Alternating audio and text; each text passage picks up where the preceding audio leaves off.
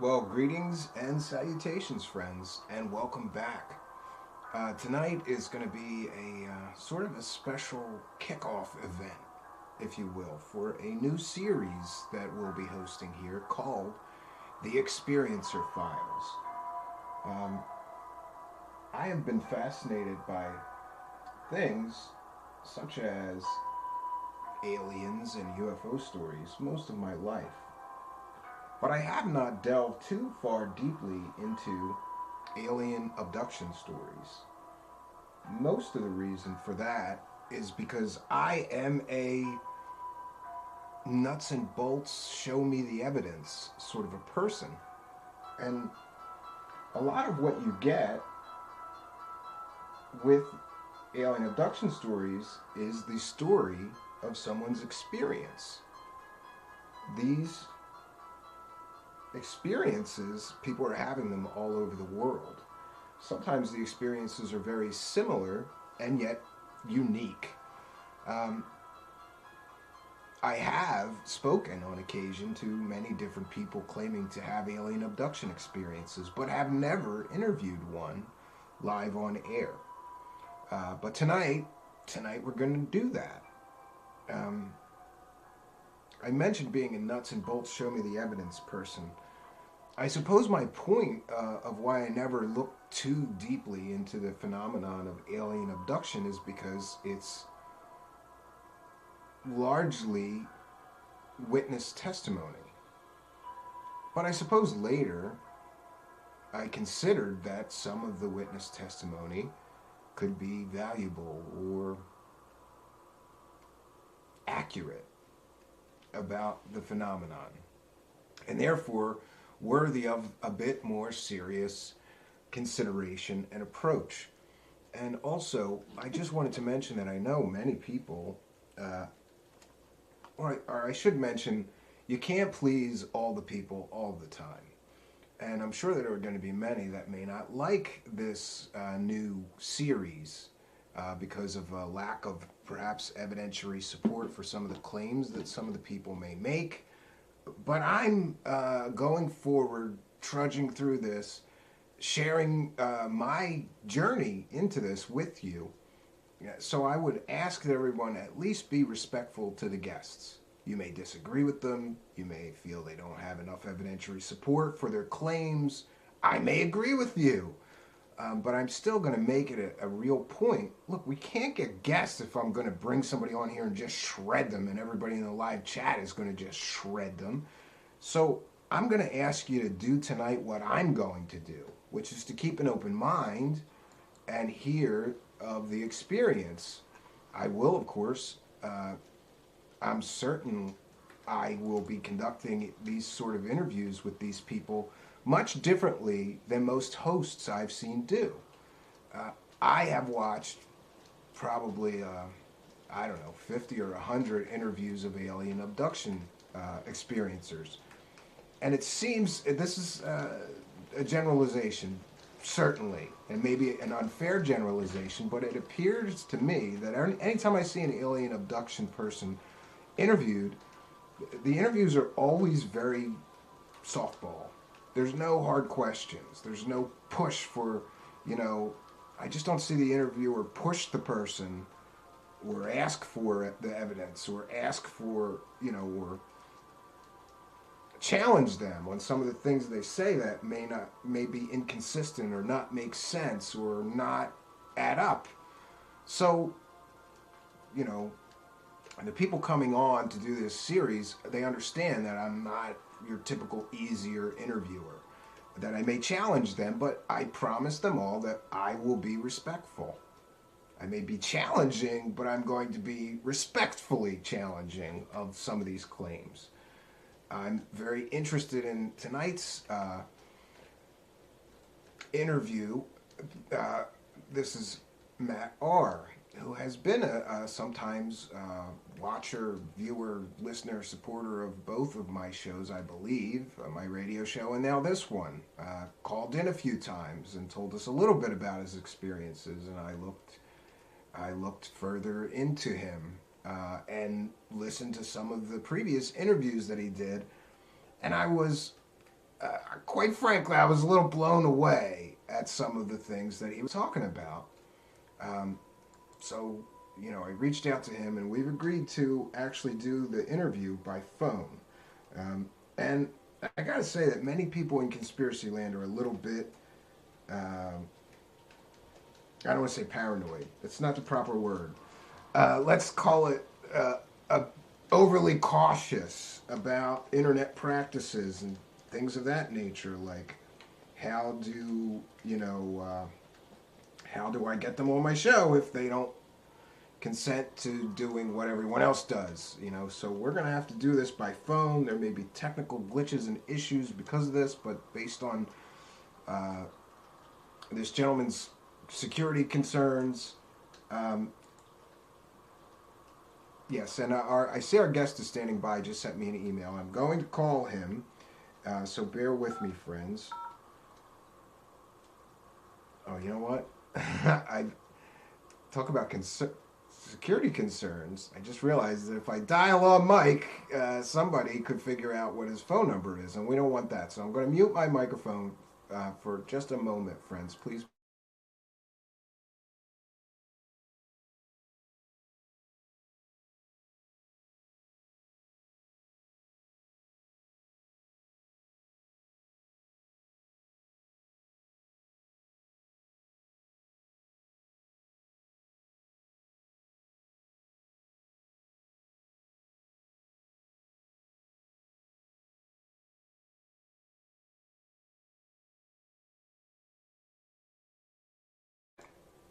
All right, so our guest is now on the line, standing by, and that would be one Matt R. Um, he has provided me with some documentation. The first thing I wanted to mention is that in every one of his appearances that I've seen or heard, um, there's always the mention that he's a former police officer.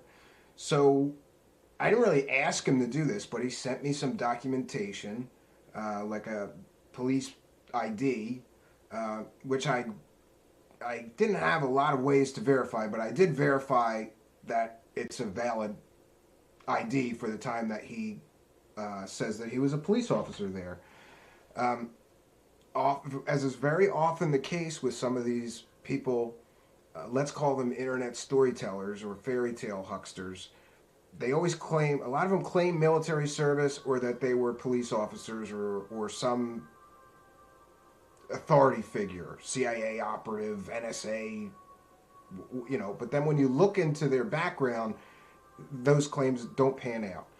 As best that I can tell from the documentation provided, Matt he was a police officer, just as he said he is. So, right off the bat, I have a little bit of more faith in his credibility because he is who he says he is. So, welcome, Matt.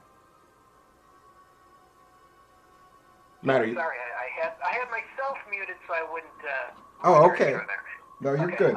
Anyway,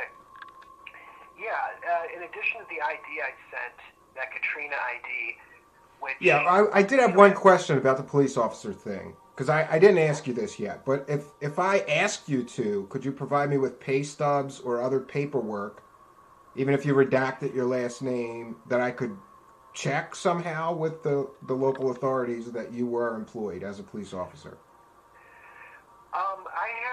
I have some like item numbers from the reports I filed when I was there for 2 That'd years. be fine. That'd be fine.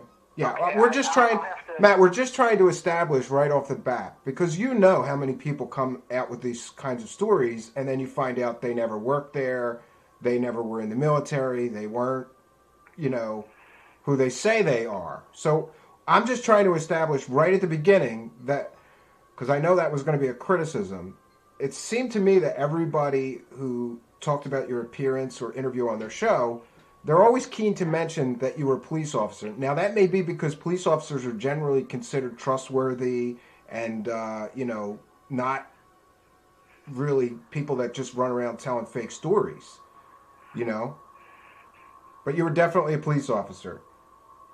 Yeah, well, in addition to that, I sent the video of me getting sworn in on 60 Minutes. Oh, yeah, and that is compelling proof. I'm just trying to establish so there is not going to be questions later for the audience members. Without a doubt, you were a police officer. Yeah, because they literally zoomed in right on my face during the 60 minutes about a week after Katrina, and you see the bus parked up on the sidewalk. And I sent you stills from the video, but I'll send you the whole video file too. But Sure. they just happened to be there, and I have to, they zoomed right in on me too when I was getting sworn in, because we were halfway through the academy when the storm hit, and then we got sworn in. Yeah, they wanted to hurry up and get you out there helping people, right? Well, whenever a hurricane hits and you're a recruit in the NOPD, you don't get to just leave town. You get stationed downtown at police headquarters to help, to assist, even though you're not fully fledged as a police. There's a lot of things to do in a hurricane. So yeah, I was on site. I was down, and so that proved not only that I was a New Orleans police officer, but that I was there during the storm. I didn't, jump into the job right after or come running, to try and get glory or something. So yeah, I was in the middle of Katrina. There's not many people who can say that. I mean, the department was pretty small, still pretty small. Okay, and how soon after Katrina did your experiences with these aliens begin? Well, that was back in, my first abduction ever was back in 2003. Currently, just by the way, for age, I'm 43 currently, just in terms of, chronology. I know I look a little young in the picture, current picture. The picture you've got up in Twitter, that's the picture I took last week. Anyways. Oh yeah, I'm going to share your picture so people know who I'm talking to. If you're just tuning in, friends, it's a little confusing, but we have a guest on the phone, so you're not going to see, another person being interviewed here, but I'm going to share. I'll share a picture so people get the idea. Go ahead, Matt. I'm sorry. Okay, so my first abduction was actually that I can recall is actually in 2003, and that was, I was taken while I was asleep, and the next memory that comes to me is I'm in what looks like some kind of convenience store, like a larger, think like a CVS or a Walgreens, not a super tiny like Gas Mart convenience store, but like a medium to large size convenience store. And I'm just standing in this aisle, and there's these two reptilians before me, who are like brownish scale type reptilians, both of them. Yeah, 6.5 to 7 feet. I'd say close. I'd say if I were to guess, 6'8", 6'9", something in that range. And they both look, they're not twins, but they look pretty similar, at least to me. And they're wearing some kind of dark clothing. I didn't see like logos or any kind of insignia or anything. Or the thing that drew my attention was the fact that one of them had what looked like a gun. And he had it in a holster, or I wouldn't mind a human gun, but some type of, I could tell it was a weapon the way he was holding it. I don't mean to interrupt you, but I'm already a little bit lost. So you have this experience in 2003, and I don't understand. So you just wake up in a place that looks like a CVS, and there's reptilian aliens there? Well, that's the thing. This store was, it clearly looked like it had closed down a while ago. Like the shelves were empty. It looked like if a store lost its lease or closed down and you were there. So maybe abandoned store. The windows were boarded up. Yeah, well, not abandoned in that, but like a store that had shut down, they had boarded it up. It had been kept from the elements. There weren't like rats running around and water coming from the ceiling or anything. But there was lights on. There was electricity. However they're powering it, there's lights on. So yeah, it was. But it was. I definitely, when I said CVS, I meant just in terms of like size. It's more like a medium-sized convenience store, not a super tiny like gas station-sized one. And yeah, and were you taken from out of your sleep?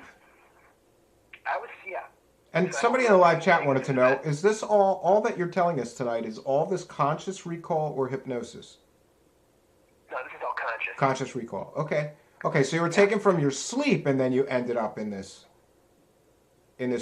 abandoned store with two reptilian aliens, and you were telling us about their weapons? Well, one of them had a weapon. The other one was totally unarmed. The one that had a weapon, he's sort of, like when someone's about to draw a gun on you, the classic sort of cowboy. and he asked me, and this is verbally, not telepathically. He's like, yeah, okay, so what are you gonna do? You know, basically, what are you gonna do? Like, I'm gonna draw this weapon on you, and I'll tell you, I got so much adrenaline, I was so freaked out, I just jumped at him, like, just straight into him. Like, that sort of fight or flight kicked in, but when fight or flight kicks in and someone has a gun... So you were going to try to knock an alien out or something? Well, you can't run when someone has a weapon, a gun. I can't, at least. I'm not that No, I good agree with that. I agree with that. If somebody's got a gun drawn on you, you got two choices: die or try. Yeah, and that's almost why, I had a different perspective on the whole Trayvon Martin thing, because I do believe he saw the gun, or he saw part of the gun, or that, and that's why he jumped him and started doing that MMA ground and pound on him. And I was almost sympathetic, because when in the situation I had that gun on me, like, I flew. I would say I didn't levitate, but I just jumped into him, like, with the adrenaline hit, and fight or flight, and it was like, well, I got to tackle him and try to get this gun. It's like there was like no.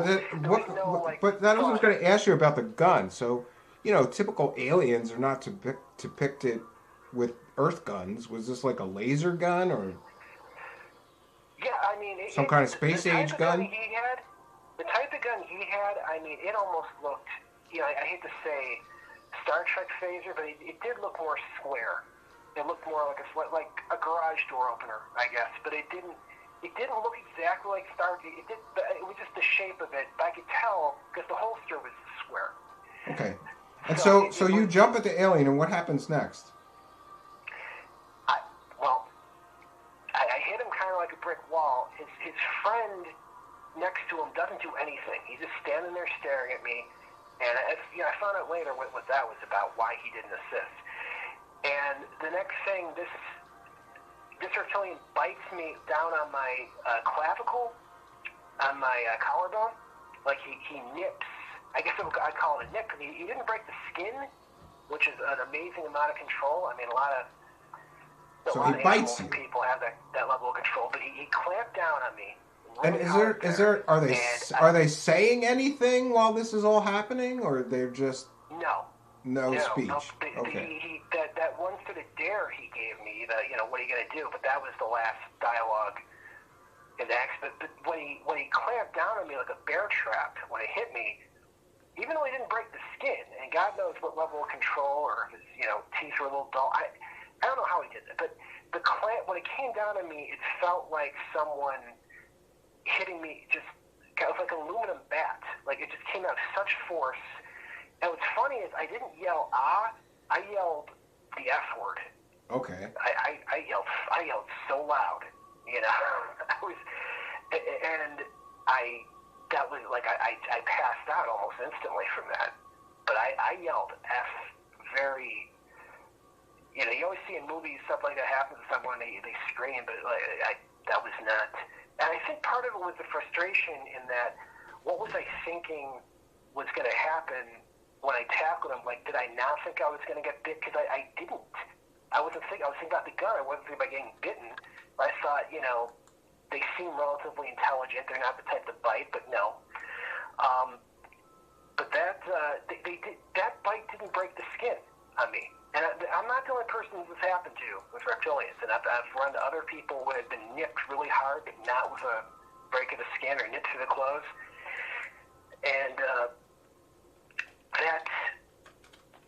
it wasn't later until I talked to Joe Montaldo. He runs. He's another experiencer. He's another experiencer. I couldn't hear that. Sorry. He's another experiencer who's had similar experiences to yours. Is that right? No, he runs this organization called ICAR. He's been on Ancient Aliens. Oh, yeah, okay, I'm sorry, I'm confusing, yeah. Yeah, and I've been on his show several times, and he's, gone over my story as well. But he was able to offer a lot of insight into this, because there's a number of reptilian encounters people have had, and usually it's the first encounter, where you basically have to fight one of them, and another reptilian stands nearby to basically judge how you're doing. And that's what the other reptilian was there to do. That's why I didn't help his friend when I jumped him. His whole point was to evaluate how am I doing? What am I doing? Am I taking initiative? Am I showing enough aggression? Which I did, but I also, was not very successful. Not that it was, I don't think there was a way to be successful, like, unless I used some kind of ranged attack, like really advanced, like some kind of taekwondo. Like, I would have really had to attack him without grappling and knock him out quickly. No, but I think I did well enough. At least I tried. Right, I got an A for effort. Okay, so what happens? So what happens next? Well, the next thing, I'm waking up in my bed, and I at the time, this is my first abduction, and I'm like, okay, did that really happen? Why is that such a vivid memory? I was kind of on the fence. Like, did that happen? Did that not happen? Was that some kind of really? I mean, I don't have visions or really vivid dreams or anything, but I do lean kind of skeptical. One thing I didn't say in my intro. I mean, I did graduate college. I did well in college. I ended up working for the airlines, though, for some, United Airlines, near where I live, just out of college, just as a day job. And I got laid off after 9/11. And I went to polygraph. A friend of mine told me about this polygraph school, and we teach you polygraph interrogation. I got that job, and I found out after doing that for like 6 months, real intensive study. It was like going to law school. You learn everything about interrogation and polygraph, and it's like, well, you got to get police experience. You can't even use this. I'm like, okay, well, let me look into maybe getting into the police. I had lots of family who were police. I had stepdad, grandfather, uncle. I'm not the kind of guy to go into a job because a relative does it, but I'm like, well, they did okay with it. Let me give that a try. So after the first, what kind of a time frame was it between the first experience and the second one? Well, the second one's in 2005. That's the really big one. So that's 2 years difference. And also, I just have to ask because you mentioned in your testimony here that you fell asleep and you woke up and had this experience, and then you woke up in your bed again. So, I mean, it's an obvious question, but many people are going to ask it. Is it possible that you just dreamed this experience? Well, no, because the details, of this test where you have to fight one reptilian while another reptilian standing right off to the side, there's a lot of other abductions that follow that pattern, and I'd never seen that in a movie or a TV show. I had no idea what the hell was going on. I thought maybe his friend just froze. He didn't expect me to jump his other friend, which, wasn't the case at all. That's how they set it up. He was there to evaluate the fight, which I found out from Joe Montalvo in other cases. Now, as far as, corroboration and evidence, one thing I talked about the last time I called, the thing that happened with my eyes, the color blindness being cured. But, we'll jump forward to that. But I'll tell you right now. Well, can we jump forward to the 2005 experience? And what was that the same? You were in your bed and taken?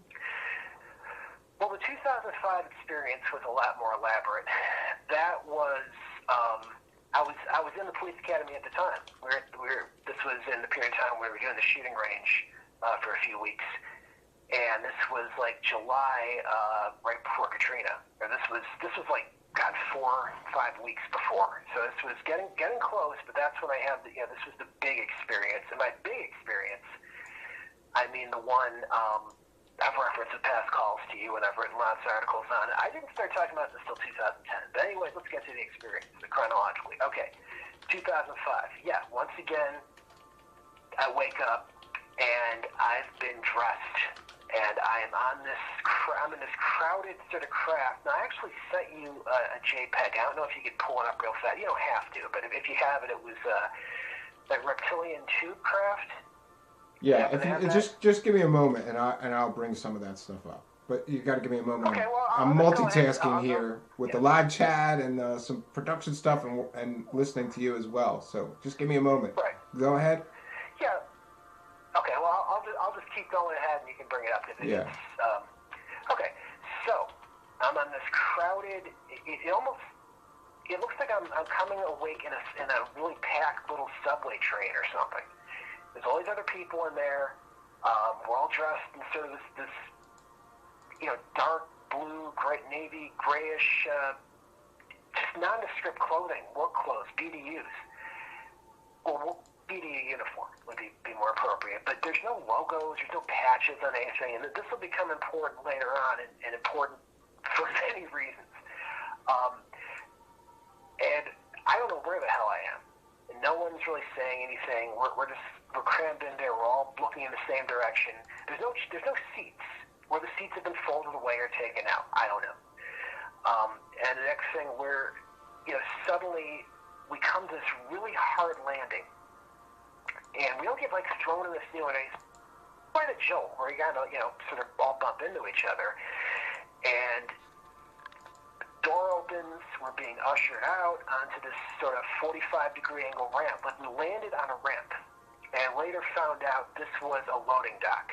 They landed us into one of those 45-degree angle. I don't know if it's exactly 45 degrees, but it's a slanted angle, the kind of loading dock you see in the back of many shopping malls, where the 18-wheelers come in and load off the inventory. And this craft had landed right on one of those ramps. And they brought it in probably as soft as they could, but it was a little bit of a hard landing. And we're hustled into this dark shopping mall. Yeah, so I brought up the graphic. You sent me one graphic that says Reptilian Tube Craft, section view. Yeah. That's from Ken Bakeman, and he's been on a similar craft to this one, a shuttle craft, basically, a tube-shaped, sometimes they call them cigar-shaped craft. I'm not saying all cigar-shaped craft are Reptilian. Some definitely are. I've been on one. He's been on one like he depicted there. But that is his drawing from his website. He left the internet, years ago. He was getting all sorts of government harassment from other people, and he's like, okay, but the hell with this. But sure. So and I've heard you mentioned this sort of like a shopping mall situation. Am I incorrect in that there's other people who have claims from super soldiers to other situations that I've heard of in conspiracy land, that some kind of training takes place in a shopping mall of all places, like an abandoned shopping mall, or was it a shopping mall that was closed at the time, or I don't understand the shopping mall. I was the first, 2011, to be talking about that. Oh, okay. Anywhere. Okay. Yeah, I mean that was that. I was definitely the first on that. I'm not going to pull a Corey and start, suing people who were also there. Well, let's hope not. I'm not going to say his last name. I could be talking about, Corey Feldman, right? Yeah. He's an alien abductee. He might be an alien himself, Corey Feldman. But just a certain Corey who, sues people. We all know which Corey that is. Okay. We say he who shall not be named on this show, on this channel. Yeah. Don't even want to give him the but he watches every one of my shows, trying to figure out if he's gonna, I guess threaten me with lawsuit. I don't know, but yeah. So go ahead about the shopping mall. Can you describe the environment and how many of the aliens was there, and what were you doing there?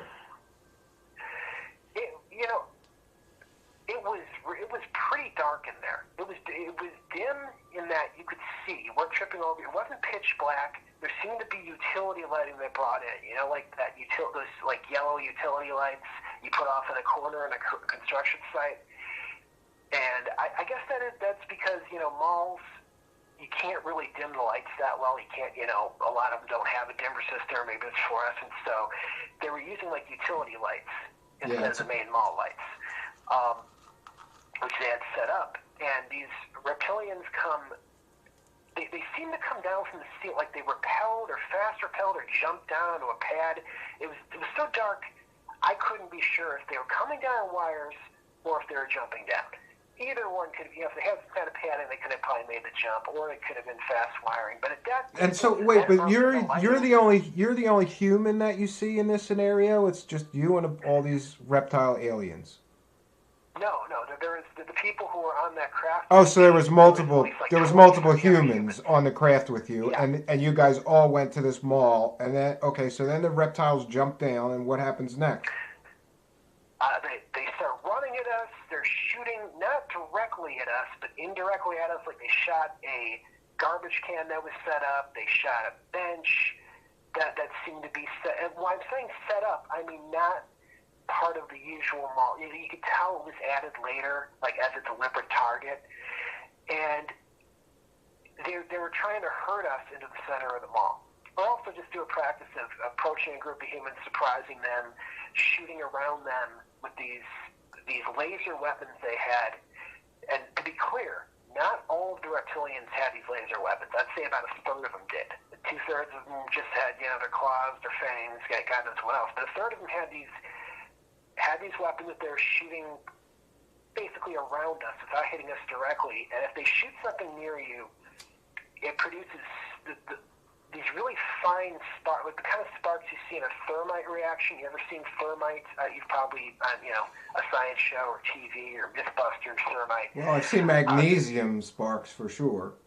Maybe not thermite sparks, but I understand what you mean. So there's some kind of sparks. Or a sparkler. A sparkler's pretty damn close. So, okay. There's real tiny thin sparks that kind of pelt you and a noise in the light. So you're getting attacked by a bunch of reptilian aliens. Does everybody scatter and run, or what? Yeah, I mean, they wanted to herd us into the center of the mall. Essentially, that was like the main sort of rally point. They wanted to get us in the middle, and we ran there pretty damn quick. And then from that point, they corralled us. There was more reptilians there basically waiting for us. The term is kettling. You've heard of kettling with crowd control, which is funny because, on NOPD, we didn't use kettling because we do a lot of Mardi Gras, we do a lot of open air.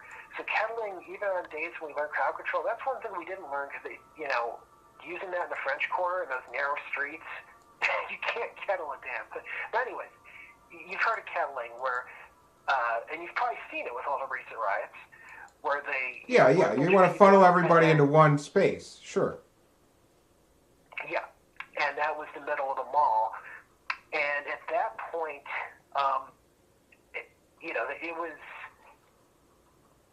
it got really weird because there was an elevated stage, and they essentially brought a person up there and did a demonstration of frisking on them. And that person, I was the frisking demonstration, by the way.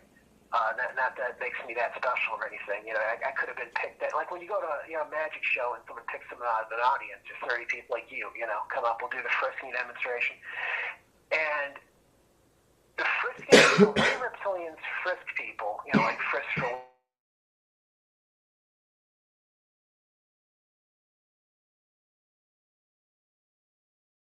you up against the wall or turning you around, they don't break eye contact, and they just quickly they pat you down with one arm while holding you, like they'll use their left arm to stabilize you, and the other arm they'll frisk you from the top down really quick. I mean 5 seconds, and never break eye contact. And even when they're bending down a bit to just pat you down and shove you off, and then they proceeded to do it to everybody, and from that point, here's the thing about this experience. I get these really sharp glimpses of memory from it, but also chronologically, it's a bit weird. Like there's this one image where I'm standing next to a reptilian and he's practicing with his backpack-powered laser weapon, and I could see the light reflecting off the side of his head. So scales are pretty shiny in the dark. Like they were, where they dry, where they went. They look pretty damn. They were so shiny, it was like a mirror almost. Like I could see behind me. Yeah, I was going to ask you a little bit more. Can you tell us about their appearances? And people in the live chat are asking, like, were they wearing clothing or were they just, rocking out with their stuff out? Like. No, they were good wearing question. Dark uniforms, and not pitch black, but think like dark, olive drab, dark green.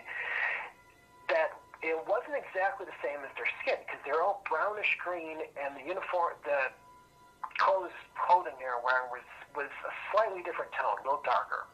But there was no logos, and also someone had dressed us in like these dark BDUs that also had no logos, no name tags, nothing nothing of the sort. And that to me, it stood out to me ever since the experience. And I brought it many times, like, why? They're not wearing any logos. We're not wearing any logos.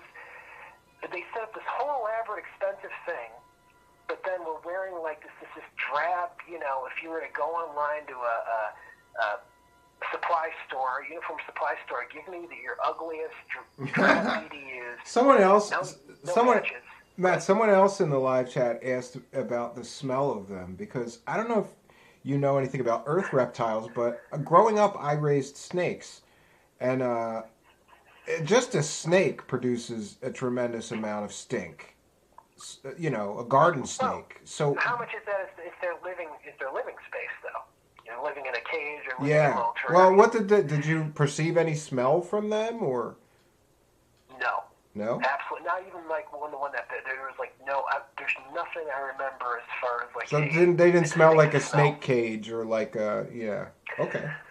No, I don't have any strong smell associated with them at all. I really okay, so how many of the reptilian aliens were with you in this mall? Was there like 10 of them, 20 of them? Oh God, it was. Once we got to the middle of the mall, it was a circus. There was dozens of reptilians, dozens of humans. It was crowded. It wasn't very well organized. They split us off into like different groups, and later on, I found out from Joe Montaldo, because a bunch of people who were there contacted him, who I was completely unaware of. And this was a couple years later, like in 2013, that he, they announced all these other people that had been to the same mall, and at least two of whom were NOPD. Some of them were from Jefferson Parish nearby. And he's talked, by the way, Joe Montaldo's talked about this on several radio shows. He's talked about all these people taken to this mall, and how many of them were police, how many of them were military, including me. Does he have names? Can we get them as corroborating witnesses? I literally drove back down to New Orleans in but I was there, by the way, I was on the NOPD from 2005 to 2007. I left, I had a really bad car accident, and I decided to just, come up here, and I got into day trading and real estate and other things. So that just, by the way, I wasn't fired from the job. I didn't, I didn't wash out. So okay, good. Somebody asked about why did you, somebody did ask in the live chat, why did you leave the police office, or leave your job as a cop? Yeah, well, it's an industry with a high turnover rate with good reason. But it was a car accident that really set that up. I had a really bad car accident with my neck in 2007, neck injury. I was off duty, and it wasn't my fault. I was rear-ended. But just throwing that in there as far as why I'm not on the job. But no, that makes sense. So after they frisk you and all this, like, I don't know. I've heard you talk about this in previous interviews, but like, what are you doing there? Because here's a question that I have, and I mean this with all due respect. Like, a bunch of super advanced reptilian aliens come to Earth and then abduct humans and take them to a mall, and I gotta know, for what purpose? Why would they do this? Well, it came out only in the last couple of years. The FBI had been going to malls after dark, and they weren't like sneaking in or anything. They were, renting the mall out and doing, hostage rescue training, anti-terrorist training. It's a good place to do training in the dark without civilians around hearing or seeing what you're doing. It absorbs sound very well. If you can afford it, or in this case, I think the military obviously was the one that had the keys to, to set this up for them, our military. And not the Chinese military or something. So it's a good spot for this type of crowd control, urban warfare type training. That's the place. If you can get it, you'll take it. Our training setup in New Orleans was literally a 2-story plywood shack. I remember thinking, man, our training is so. Our training setup compared to running around the mall. It's like, my God, this is. It's quite intimidating.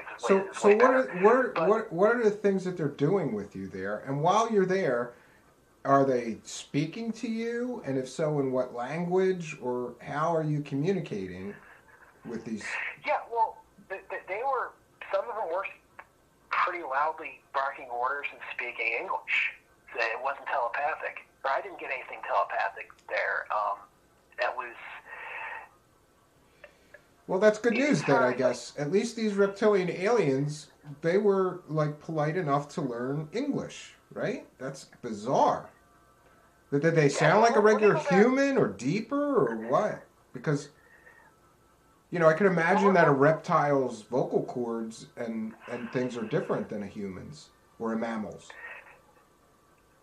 Well, there's a number of reptilian abductions where they've spoken English to people, but not all of them, not even like most Okay. of them, but there are, I've, and there's researchers who claim, not just Joe Montano, there's other ones who specifically talked about reptilians who have said that they've gotten like some kind of surgical modification on their vocal cords so they can speak English better. Now,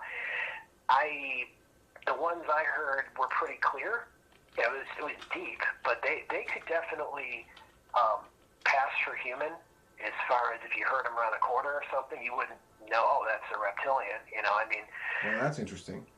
So, So what are the kind of things that they're communicating to you during this though? That's what I'm interested in. Like, what are they saying to you? Aren't people asking, what are we doing here? Why are you doing this? You guys just going along with the plan? You're not asking questions? well, this is where they start sorting us out, like I said, in different Okay. groups. Now, I didn't see where these other groups went. I later learned from Joe Montano, some of them were learning how to use these medical healing type technologies on reptilians who have been deliberately injured, like with cuts or that could be healed with some kind of healing device. I didn't get to see that at all. Like, that was completely like out of my view.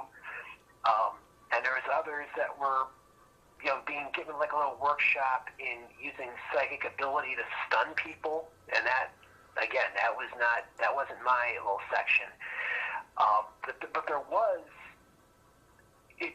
A big part of it was the reptilians training with their backpack weapons and shooting different objects that were kind of set up, like I said, like a shooting gallery. At the time, and we later determined that this was Mall St. Vincent, almost certainly, Mall St. Vincent, Louisiana. It was, first of all, it's near a major, big Air Force base, Barksdale Air Force Base, and it was undergoing a major renovation at the time, so there would have been a lot of old benches, old garbage cans, old things to shoot, which they had a lot of, because that was a big part of it, was the reptilians. By the way, the guns, I got to get into that. These were backpack-powered laser weapons. And by backpack, I mean very thin backpacks, like imagine wearing a laptop on your back for the battery.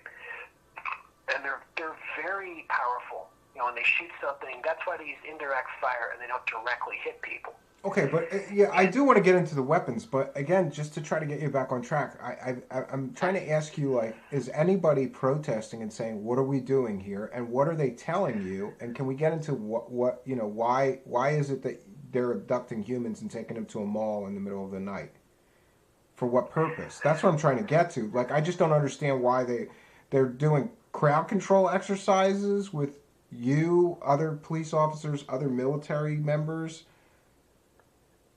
Well, look at just the past few years with this out-of-control civil unrest we've seen all over the country. I've been talking about this since 2010, 2011. They're specifically preparing for scenarios where the local police, local military can't handle all of the riots going on or all the looting going on, whatever the situation, and that they'd have to be brought in as a supplemental force for crowd control, and they're pretty effective because they're pretty intimidating, scary looking, and But see, that's another thing. That's another thing I don't understand. So you're saying that the United States government is in cooperation with these aliens and want to use them for crowd control situations like rioting and things. They want to deploy reptilian aliens because that's a pretty big claim, I don't think it is because, first of all, Richard Dolan, by the way, recently came out.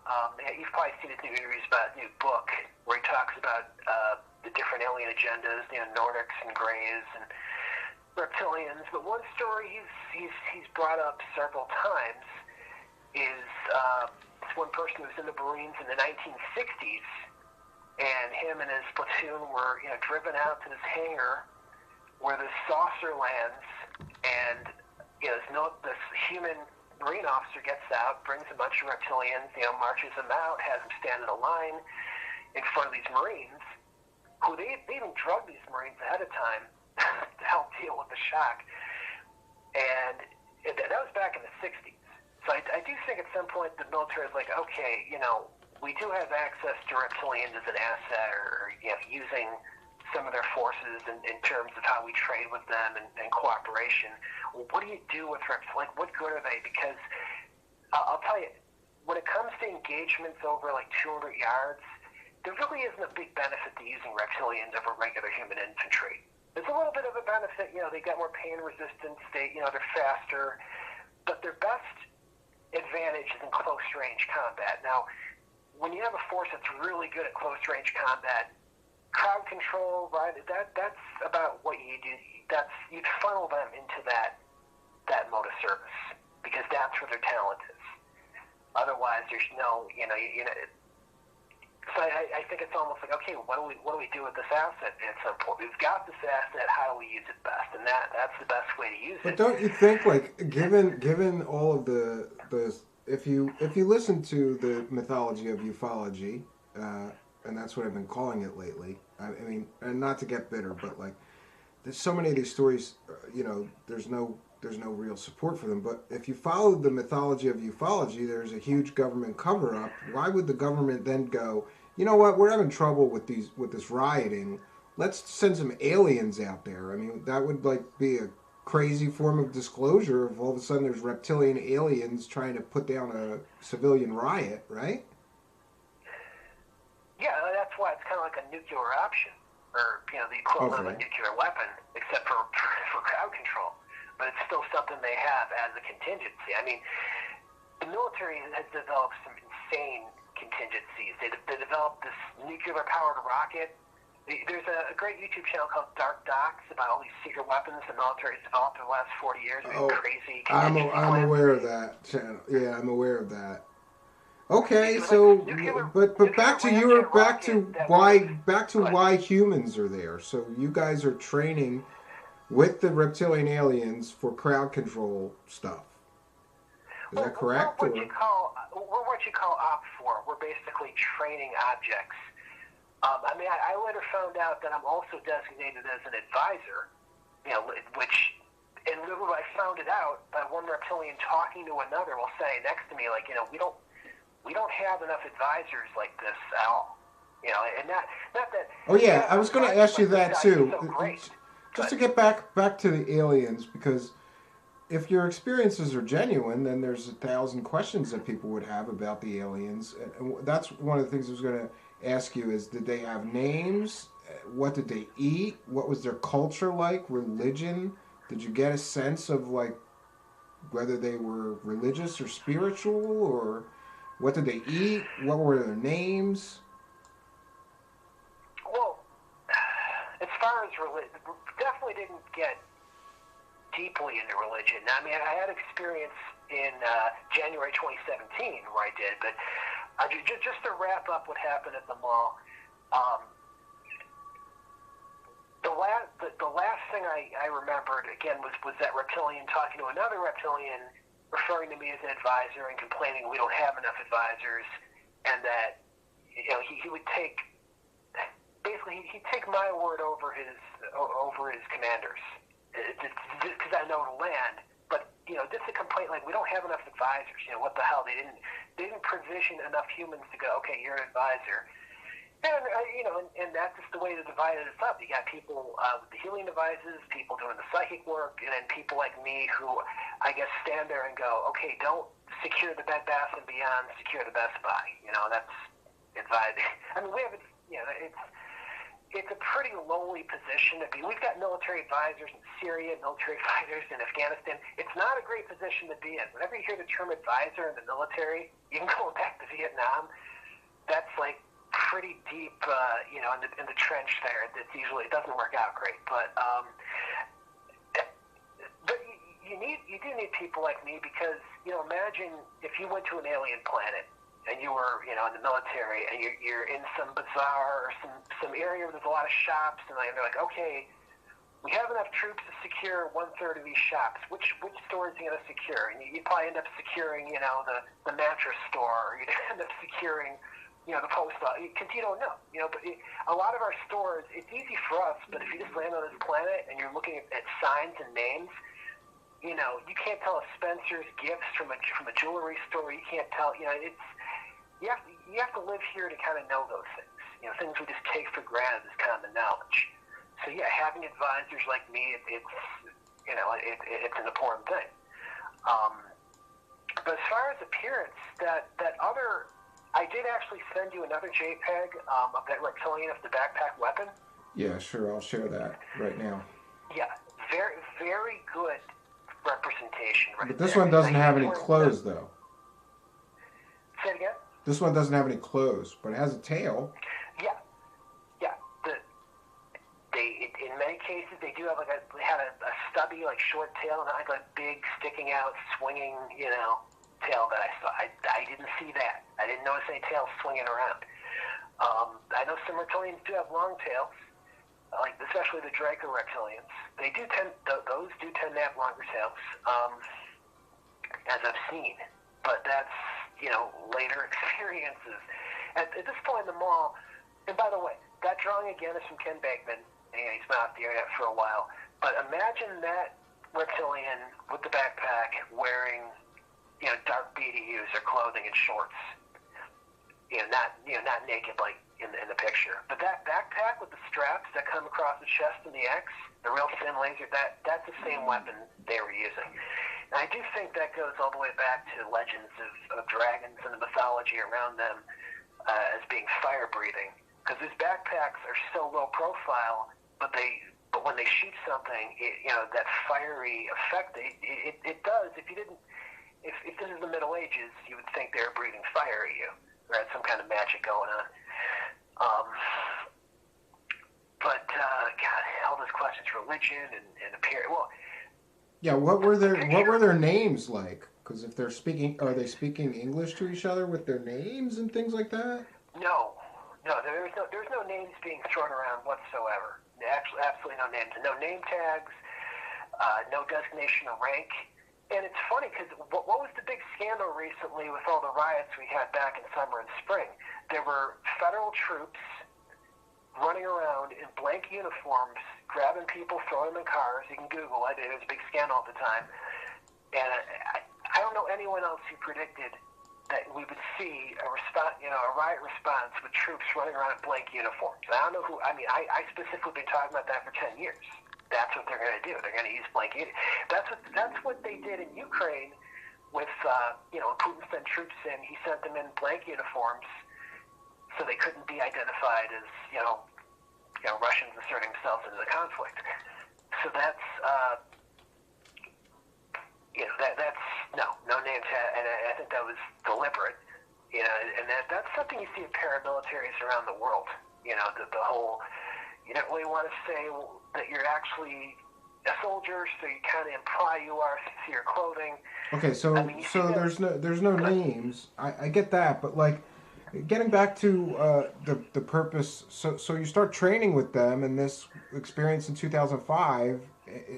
You're at this mall for how long before you're returned? Man, it felt only 15, 20 minutes. It could have been longer because my memories of that, they're clear. I get these clear moments of it, but it's not a continuous playback of the memory. Almost just like little gaps. I don't know if that's a result of drugging or telepathy or something they did, but the moments that are clear are very clear. They really stood out to me. That those weapons, the light reflecting off the side of that one reptilian's head, and these are all things that weren't in a movie or TV show or anything at all. This was very unique and very vivid, and it was years later. I heard Joe Montaldo on Coast to Coast AM, and I didn't even listen to Coast to Coast AM that often. This was after my car accident. They sent me to go work at the 911 call center, middle of the night, just happened to have Coast on one night because he's local Joe Montaldo, local Louisiana guy. Okay, he's gonna talk about UFOs and aliens. At the end, he talks about all these National Guard and police who saw reptilians actually walking around physically in the city after the storm, which is a whole separate thing. Now, I didn't see that personally, but there are police and National Guard who went to Joe Montaldo, left voicemails, told him in person that they saw reptilians in the city after the storm. And he talked about that in Coast to Coast back then. And even George Norrie's like, there's reptilians walking around the city. I remember hearing that and just being like, holy, those are the reptilians I trained before Katrina in that mall. So I'm like, oh my God. So they actually deployed some of them after the storm, which would make sense because for a few days after the storm, it was just total chaos. So you're saying that there was reptilian aliens walking around after Katrina and people saw them? Yeah. I mean, not a huge amount, but they're small, in like pairs of 2 or 3 going around. Yeah, and through sometimes the waist-high water. Well, that's interesting. In one case, a couple of National Guardsmen, and Joe described this himself in Coast to Coast. They actually ran up on these reptilians, and the next thing they know, they got like Jedi mind tricked or telepathically scrambled, and they're just walking away. So what I remember is they see these reptilians, they run up, train their guns on them, and next memory, they're walking away. And that's similar kind of to what happened at the mall, where sometimes you get gaps, like they telepathically or with, drugs or some kind of energy weapon. It's like, imagine suddenly like 30 seconds gone. Not missing time for like 2 hours gone, but imagine like 30 seconds just gone. And, reptilians are pretty advanced. They can do that to you, apparently. Now, it's a good thing I didn't see the reptilians after the storm, because I would have run back to headquarters and told everyone about my abduction and the reptilians are here and, don't panic. That would have been really bad. I mean, it is so good I didn't see them walking around, because I would have done exactly that. I would have gone back to our new headquarters, which became the Hotel Omni. After our headquarters flooded, the Hotel Omni in the French Quarter, still there, became our new headquarters. And that would have destroyed my career very quickly. Okay, so after the 2005 experience, you go back to your bed. And when is the next one? Oh, man, the next experience after 2005 was like not all the way until like 2011 that I recall. So it's... And what happens? What happens? Katrina after 2005. And that can you give us a brief synopsis of what happens at this next abduction? Well, the 20... Again, this is either 2010 or 2011. I'll have to go back and recheck. I don't know about you, but I regularly remember things that happened in like 2015 or actually 2014 or 2016. Sure. As they get older. Our memories become a little garbled as time goes on. Sure. You remember the thing, but it's like, okay, but it was, I think it was 2011. Anyways, this was after I went, now, in 2011, I drove back down to New Orleans after coming back here to Chicago. I drove back because I'd been contacted by this sci-fi documentary show, which had read on one of my first blog posts that I posted in like 2010. And they wanted to do an episode about it, like Paranormal Survivor or something. And I was really into it because it was from the producers of one of my favorite shows of all time. And I don't know who can't like the show, Locked Up Abroad. About drug mules who get caught. Sure, yeah, I've seen that. That is scary stuff. Yeah. Yeah, and it's like, and they called me, and they're like, we made Locked Up Abroad. I'm like, oh my God, that's like one of my favorite shows, and you guys want to do an episode? I'm like, yes. So I go down to 2011, I go down there to find Joe Montaldo, because I had heard that, it was Coast to Coast this was back in like 2006, 2007, I hered that, but I had never talked to him. I had no intent of like going public or pursuing it more at the time. I don't know. I was really hesitant to do that. This wasn't like, oh boy, let's make this a big thing, production, meal ticket. I was just like, okay, because I've got memories, I've got experiences, but it's not, there's a lot of gaps too. The things I remember are vivid, but there's also a lot of questions and gaps, and it's like, okay, I got to So figure this so out. when you go back to that area, that's when the next abduction experience happens. Then. Well, here's the thing. When I'm down there, I start getting these 3:33 a.m. Voicemail messages, and these voicemail messages are totally blank, and they have no phone number attached to them. They're just appearing in my inbox. 3:33, like every night. And I'm calling Sprint. I'm like, how am I getting voicemail notifications from no phone number every night at 3:33? How? And they couldn't figure it out either. And this was, I think, the number 33, it's pretty closely associated with Illuminati activity. So this is some kind of hybrid. I'd gotten their attention somehow in trying to contact Joe and get him on the show and get these other police officers and military to go on the show with me. And I was not successful in getting any to show up or want to go on because it's a career-ending move. I mean, back then, we're starting to have, like, soft disclosure in the media now. Yeah, but for a police officer to come out with stories like that, that's definitely career-ending, sure. Yeah, and back then... Especially if you go on television telling those stories, sure. It was a different time in that term. There was, like, no... They weren't starting to leak anything yet. Tic-tac UFOs, all that crap. No, none of that back then. So, I couldn't get anyone to go on that show. I really tried. And because of that, they decided not to do the episode. I couldn't get one other person because they're all still on the police. A lot of them got promoted, too. A lot of them, maybe some of them were promoted to buy them off. But, I was like the only one who left. And I could see why that is, too, because when you have that kind of experience, like in 2005, you'd want to stay in the police or military because you'd feel safer having that rank or having that position. You don't want to just go be a civilian now because it's like, okay, they can grab you anytime or they might treat you rough for God knows what. So it's like it's almost a psychological defense mechanism. And getting any active duty cop to want to, No, I understand. So let's move on to the experience. Well, I came back to Chicago. And, those 3:33 messages are coming and coming. And finally, one night I wake up, and I'm in my bed again. But I'm awake, and this isn't like sleep paralysis or anything. And I could just sense something sort of above me, but I'm half asleep. So as I'm waking up, my brain tells me, oh, my God, there's a refrigerator falling on you. Like, when you're half awake, you're waking up, you're not thinking clearly.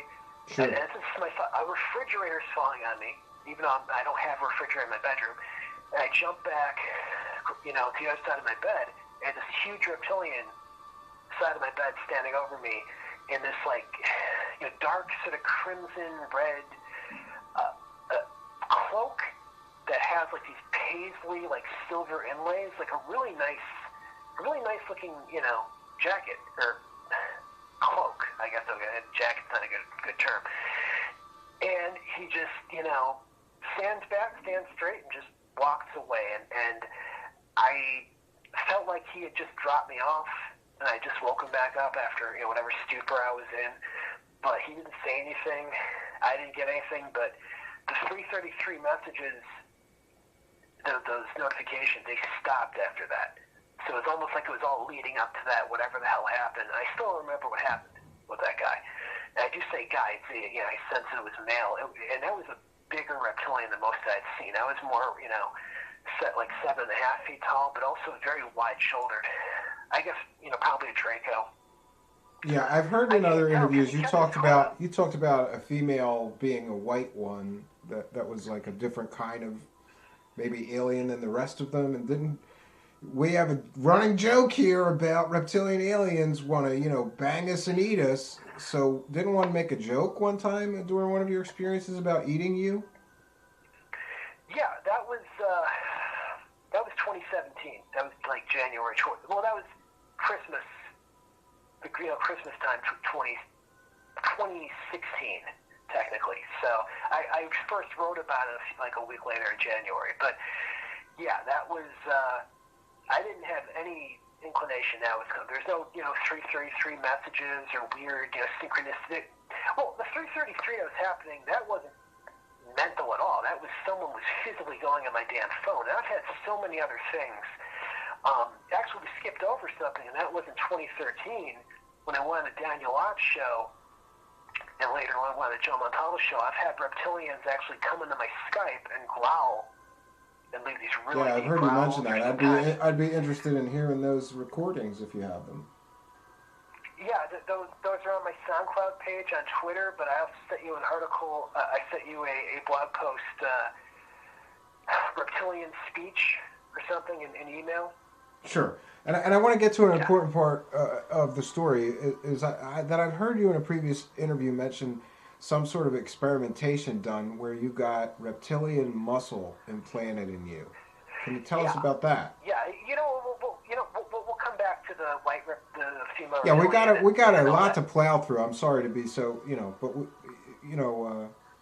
we keep going off the rails here. I'm trying to get us down to the end of your story and up to date, but there's a lot of here to go through. So, what about the alien implants of some sort of reptilian muscle tissue that I've heard you talk about? Yeah, that's the most recent. And actually, I do quickly have to talk about that female reptilian first because that's what led to me being chosen for that procedure.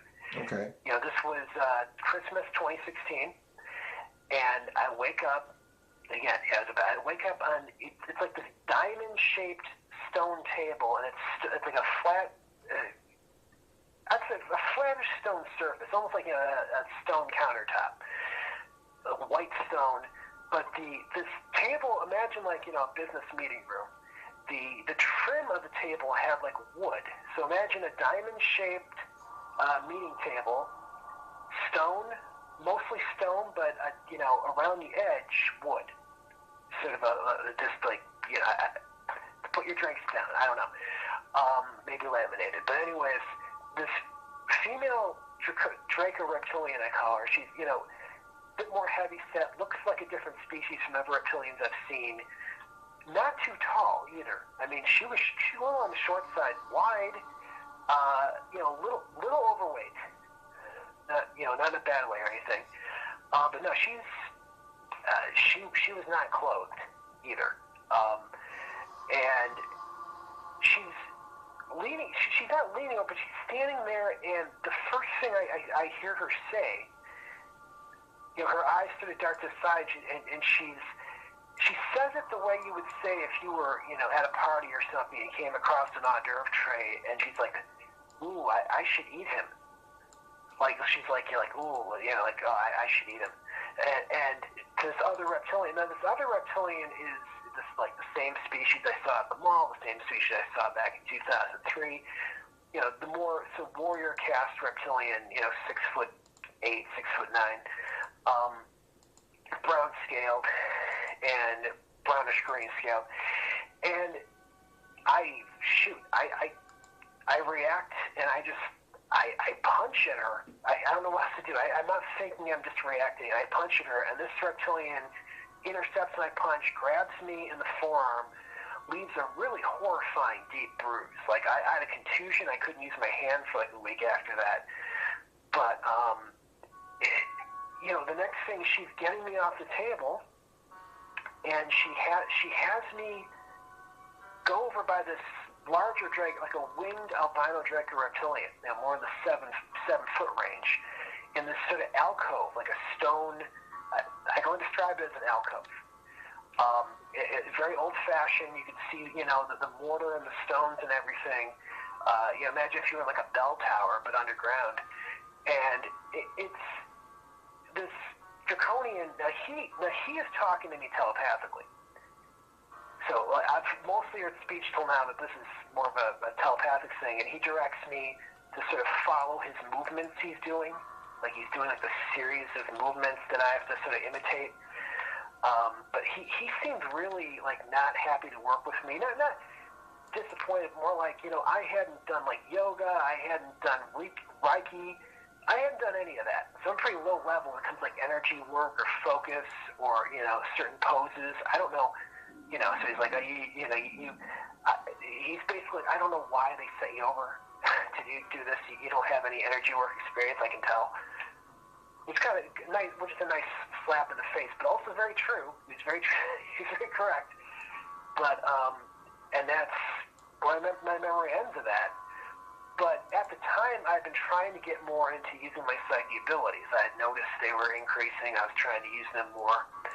And, I got the sense that this female draconian, sensed that too and was like, okay, let's get you started and using your psychic abilities more. That's funny, too. After I woke up. I took really good pictures of this bruise I had in my forearm, and I found, another abductee with the same sort of butterfly-shaped bruise and the claw mark right in the middle, just like mine, when a reptilian grabs you, right, in the forearm. But getting to the muscle transplant, the reason I was... are you hearing music in the background? Is that... Yeah, it's okay. Okay, just making sure it's not on my end. Okay, this is why I was designated for this muscle stem cell transplant. And let me just say, as crazy as this sounds, this is actually being done with conventional science right now with humans.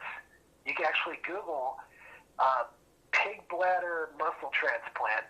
The military, like 5 years ago, taking sheets of pig bladder, repurposing into stem cells, putting it into this like green hydrogel type matrix, laying it on muscle of soldiers who've lost chunks of muscle, and within 2 days, they've got 20, 40% more strength when they were very weak, because they lost a big chunk of muscle. And I had no idea muscle transplants are possible. Okay, but here's what I'm trying to get to. So you're saying that they transplanted alien muscle into you. Reptilian alien muscle. Clone reptilian.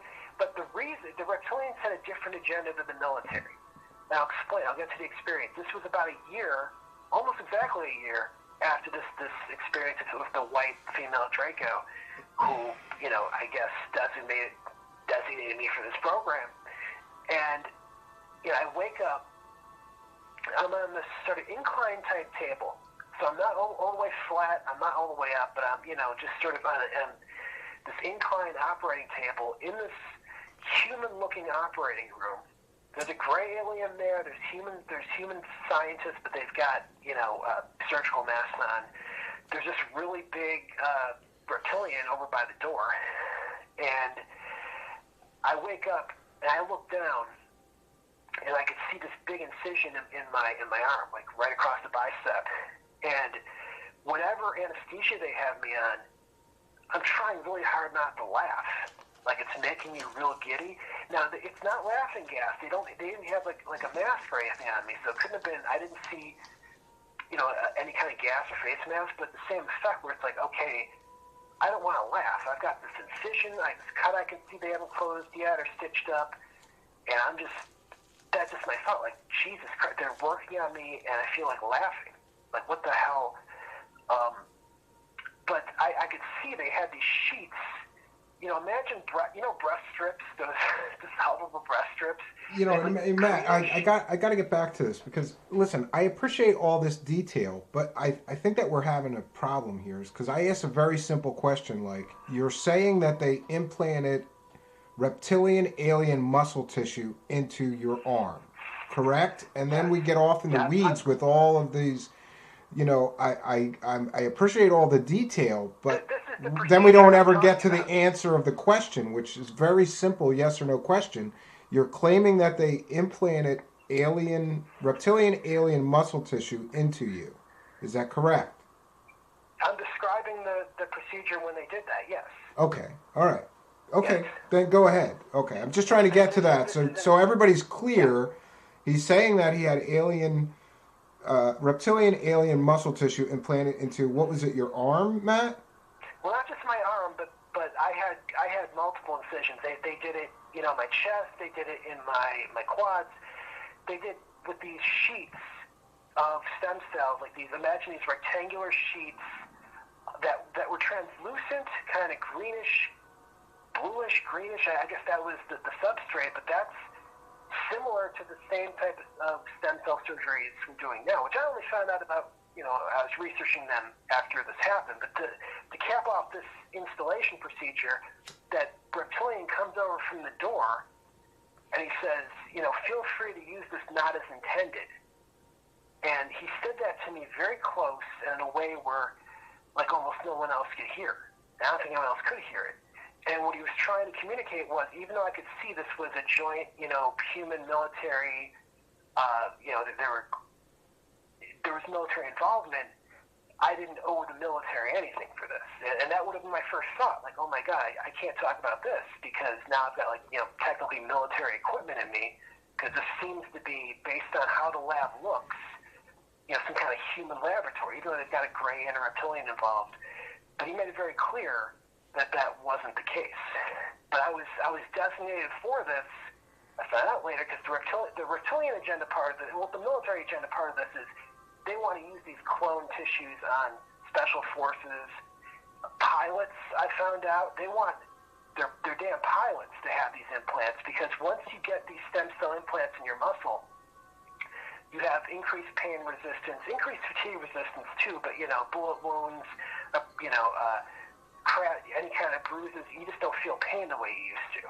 It doesn't make you super strong or anything. It's just more of a permanent pain numbness in the muscles, which is more natural to reptilians. It doesn't take a lot of those cells, but let me make clear, these were cloned cells, so they weren't like killing reptilians and ripping the cells out. They Okay, were but cloning them. can I stop you for a moment there, because here's where I have a problem with the story. And listen, we said that, like, I'm going to be as respectful. Like, I don't mean any disrespect with any of the questions that I ask you, but here's the thing: if you're claiming that you had alien anything implanted in you in your muscle tissue, there could be tests done, like a simple biopsy of your muscle tissue, and then looked at under a microscope to see if there's any alien tissue or DNA there, or are you entirely human, and this may be an imagined experience, a dreamed experience, a drug-related these experiences. Okay, and I'm not saying I believe that, but what I'm saying is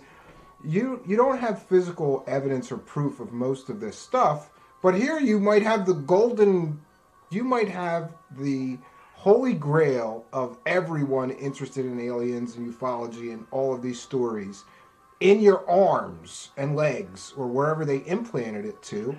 It would seem to me, and I'm not a scientist or a geneticist, but I asked around, and I do know somebody that's a geneticist who said that he would be able to look at a biopsy or tissue samples and be able to tell if there was anything out of the ordinary. Have you done any scientific testing of these kind of claims of your body tissues or anything like that? Well, I have not, but here's the thing that did happen after this experience that in terms of that's completely inexplicable, or there's no skeptical explanation for it, and I've discussed it before. I noticed I'd started developing this light sensitivity. So in addition to this muscle transplant, they did something with some kind of genetic alteration, some kind of CRISPR. And by the way, just to set up, the military officially came out, this was a few months ago, you probably saw it, it was especially all over right-wing media. China is using CRISPR genetic technology experimenting on their soldiers right now. Not like in the future, not some plan, they've been playing with it. Oh, no, right now. I totally believe that the government has been experimenting with that to produce better soldiers that need less sleep, less food, or more determined, or more controllable, maybe. Sure. But not just in the womb. I mean with people that are already born. It's one thing. It's always easier to do genetic tinkering with someone who has been born, with the sperm and the egg and a petri dish. This is with people. One other point, though, Matt, is that in all other cases of any type of organ transplants or things like that, there's the possibility that the new host is going to reject it as, pardon the pun, alien material, not, like in organ transplants and things like that. So wouldn't you need to be on some kind of drugs to prevent your system from rejecting what you're saying is literally alien tissue or DNA being implanted? I wish they had, because for the next few months after this, I was waking up like every 30 minutes for like a few seconds and go back to sleep every 30, and it was driving me nuts. I thought, is this the rest of my life since this procedure? I'm going to wake up every 30 minutes at night, look at the clock for 10 seconds, go back to bed. And I found out, just researching those sleep cycles, what sets them off. Reptiles have much, way more sleep cycles at night than humans do. Like they go through so they have these periods where they wake up for a few seconds, look around, go back to sleep, wake up, go to sleep, like almost as a protection mechanism. Sure. I had no idea. Yeah. Reptile sleep cycles are definitely different. So you think that the implantation of this stuff affected you and changed you to be more reptilian-like in your sleep habits?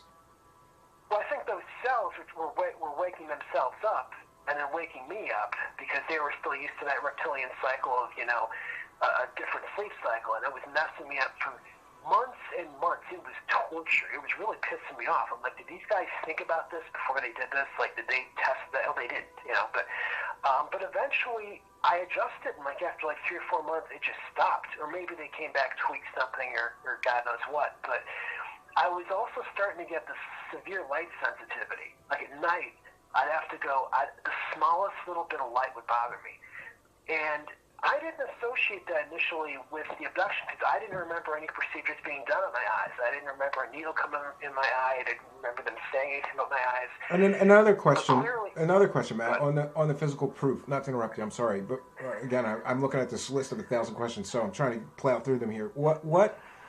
You're claiming that they made several different incisions. Do you still have scars where the incisions were? Because this was only a few years ago. I wish, but I remembered one thing, and this is something I got telepathically. I don't know if maybe it's from the gray. They have technology where they can cut you open and then zip it back up, but it has to be done rather quickly. So let's say you were cut and you went to them 2 hours later. You're probably still going to have some kind of minor scar. But if it's a fresh cut, they have a technology that literally, at a cellular level, it zips the cells back together so there's no scar and you don't notice. Okay. And mainstream science has been working on this type of technology. I mean, this sort of, almost Star Trek level healing. But again, let's say you cut yourself in the woods, you show up at the hospital the next day, and it's been 10 hours. Even their alien technology, there's still going to be scar tissue. So it's almost like work on a fresh wound. One other thing I heard you talk about, and we have to cover it. So they do this experimentation on you, and the desired effect was to not make you like a superhero, because I kind of joke about people having superpowers, but it was to make you more pain resistant.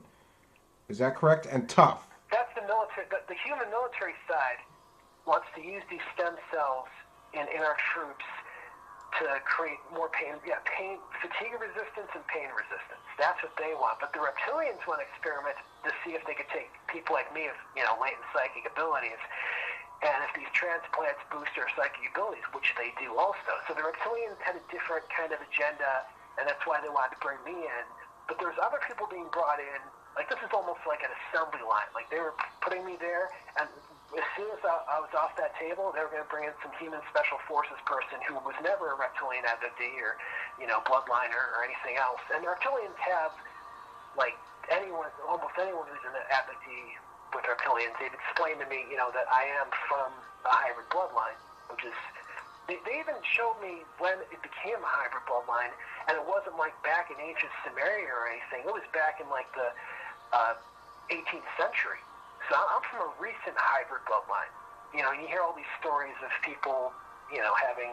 So again, if you're an alien, if you're an alien hybrid, wouldn't a DNA test show some anomalies there?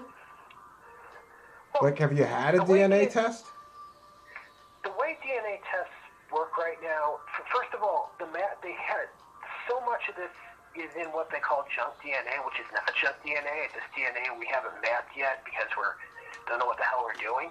Sure. So DNA testing, in that sense, is just more, we can identify these genes, but these 50 genes over here, I don't know, it's junk. So that's, until they map it out, and I think at a military level, they do have the technology to do that, but they don't want civilians giving your DNA test and finding out what the hell, I'm 10% gray, I'm 20% reptilian, I'm 7% Nordic, they don't want people knowing that stuff, because that would be bad.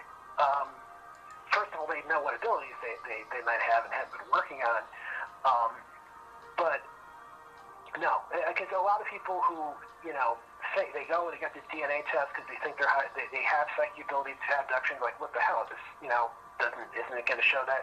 I have not gotten it. I'm still going to try it because maybe in my case, especially after the modification, something weird will pop up.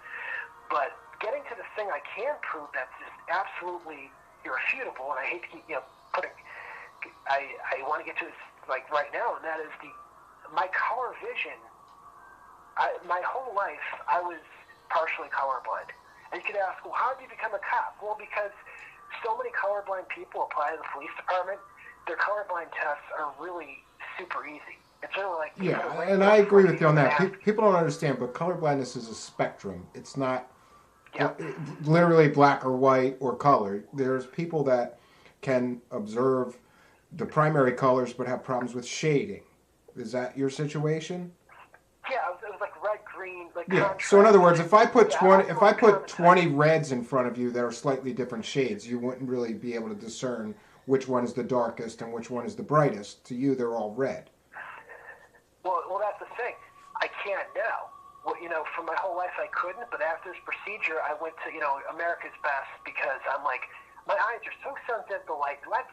What do I have? MS, glaucoma? What the hell is this? I hadn't associated with the abduction at all. I thought it was a totally separate medical problem. And if you go to America's Best, pay the extra $50 or whatever, they give you all the medical tests, laser and everything, they go in there. And part of it was, okay, here's your color blindness test. And I'm like, okay, I don't need this. My whole life I've been, I know I'm those Ishiara dot tests are called Ishiara. I've always scored about 30% on those. And I scored 100%. And I'm like, okay, this has to be wrong. And I go home, I take it online, and I'm scoring still 80, 90%. And I'm like, what the hell? My color blindness was cured? And I go, you know what? Maybe this happens with people. People when they get older, their eyes change color, this or that, whatever. Maybe it's just natural. I look up, it isn't. People, if you're born colorblind, it doesn't matter what supplements you take. It doesn't matter what happens for aging or this disease or that disease. That's it. You don't heal from color blindness, and whatever they did genetically or alter my eyes and amplify my light sensitivity. And my guess is probably using some reptilian genetics, to amplify it. By the way, there's again a mainstream article on DARPA.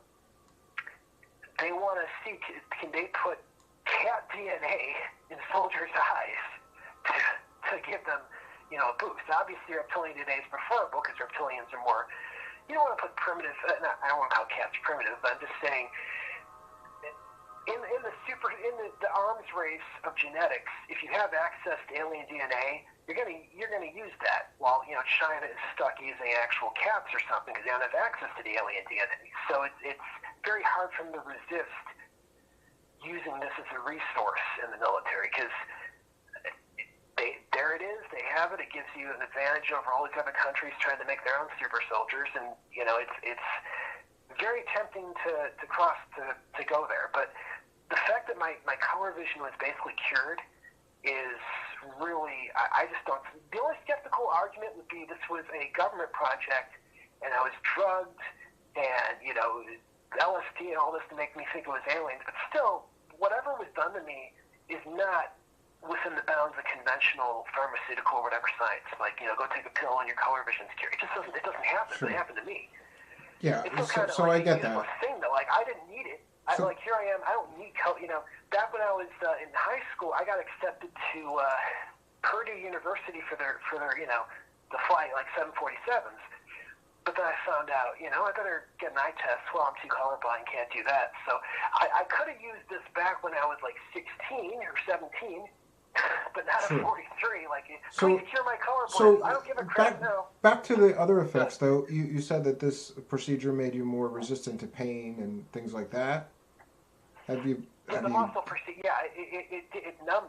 I felt like, imagine. Have you done any sort of testing? Because, and again, I don't mean to be rude here, but I would like to, if you and I are ever in the same physical proximity, I can make a test where we can both see who can withstand more pain, you or me. Okay. And I don't mean that as a challenge, but I've been meditating my entire life, and I can do some of those tricks, putting my hand over a candle flame and things like that. If both of us put our hands over a candle flame, who would tap out first, you or I? Well, that would be skin pain, though. This is more like if a bullet goes through my muscle, or I suffer a major contusion Right. or a So there's sledgehammer no. or So something. there's really no way then to test whether you really are more pain resistant than a human than to shoot you. I think that would, Yeah, and I'm just trying to drill down to where we get to some. I'm just trying to drill down to how we can test some of Right. these claims and see if they're anything, that we can scientifically show. Like, okay, he can hold a candle flame. He can hold his hand to a candle for longer than, say, a former stage magician can. Or he can, The color I don't know. blindness is basically the best thing I have going in terms of evidence. And the only skeptical argument would be that I pretended to be colorblind for 40 years as a giant long con. So when I was 40, I would then say aliens cured my. No, that was. I wouldn't ruin my flight school all that. I wouldn't have. No, that's so. The best thing I have going for me is I didn't expect. If I hadn't gone to America's Best and had them do the color test on me, I just never would have known. And even at the time, I was this close to saying, you know what? Why are we doing a color test? I can show you going back since I was 5 or whatever. I know I was born color, but they did it. Okay, we'll do it. So that is my best, the easiest. Because anyone of pain resistance could say, okay, you've been taking dope or you're crazy. Because crazy people and people on all sorts of drugs are very pain resistant. Oh, I know some guy that used to take meth a lot. That you could throw him through a windshield and he would get up and come back at you. He didn't care. Yeah. Yeah, I mean so that's a bit harder to prove. But the colorblindness thing is, I gotta tell you, after.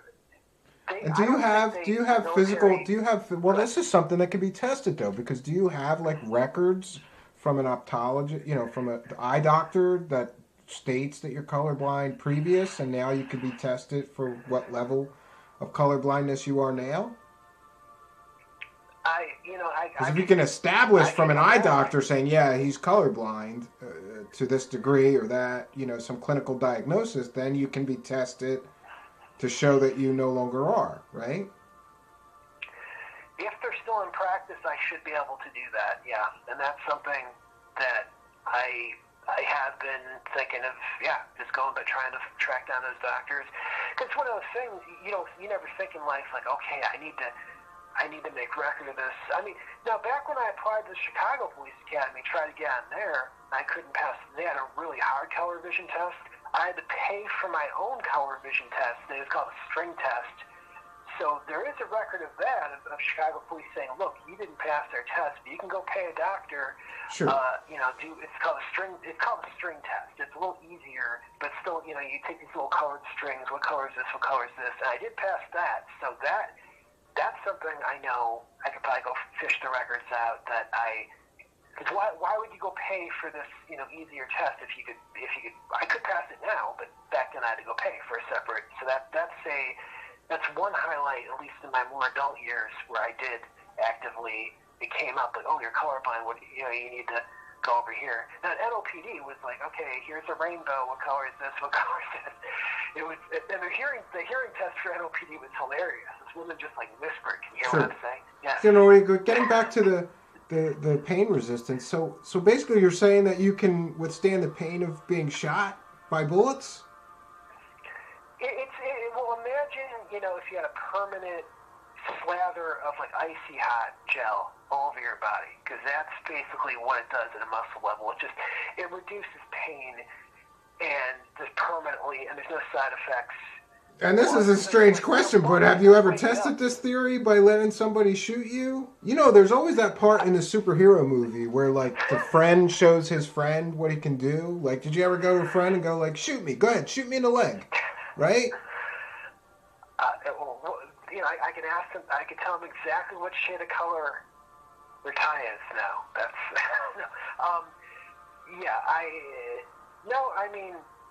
I've not thought of taking a bullet for this because my health insurance deductible is like $10,000. And by the way, I'm not suggesting that you do. Just curious about this ability to withstand the pain of getting shot, because I've never been shot, but I know people who have, and boy, it's not fun, right? Even if you get shot in the foot or the leg or the arm or something, it's not anywhere near lethal. It's still a tremendously painful, experience. So you're saying that you can get shot and still keep going? I mean, I don't think it would stop me from bleeding, or it would just help with the pain resistance. This is also why the military is interested in using it for pilots, because you get like a Black Hawk Down situation or a crash, and you're in a lot of pain from crashing. If you don't have any bone breaks, if you can get up and not have that pain affect you, and get away from the wreckage or get picked up and not go through a Rescue Dawn situation. By the way, Rescue Dawn is such a good movie. Especially after going through the experience of Katrina, almost no food, no water for weeks. If you ever see Rescue Dawn, that movie about a pilot in Vietnam, mostly true story.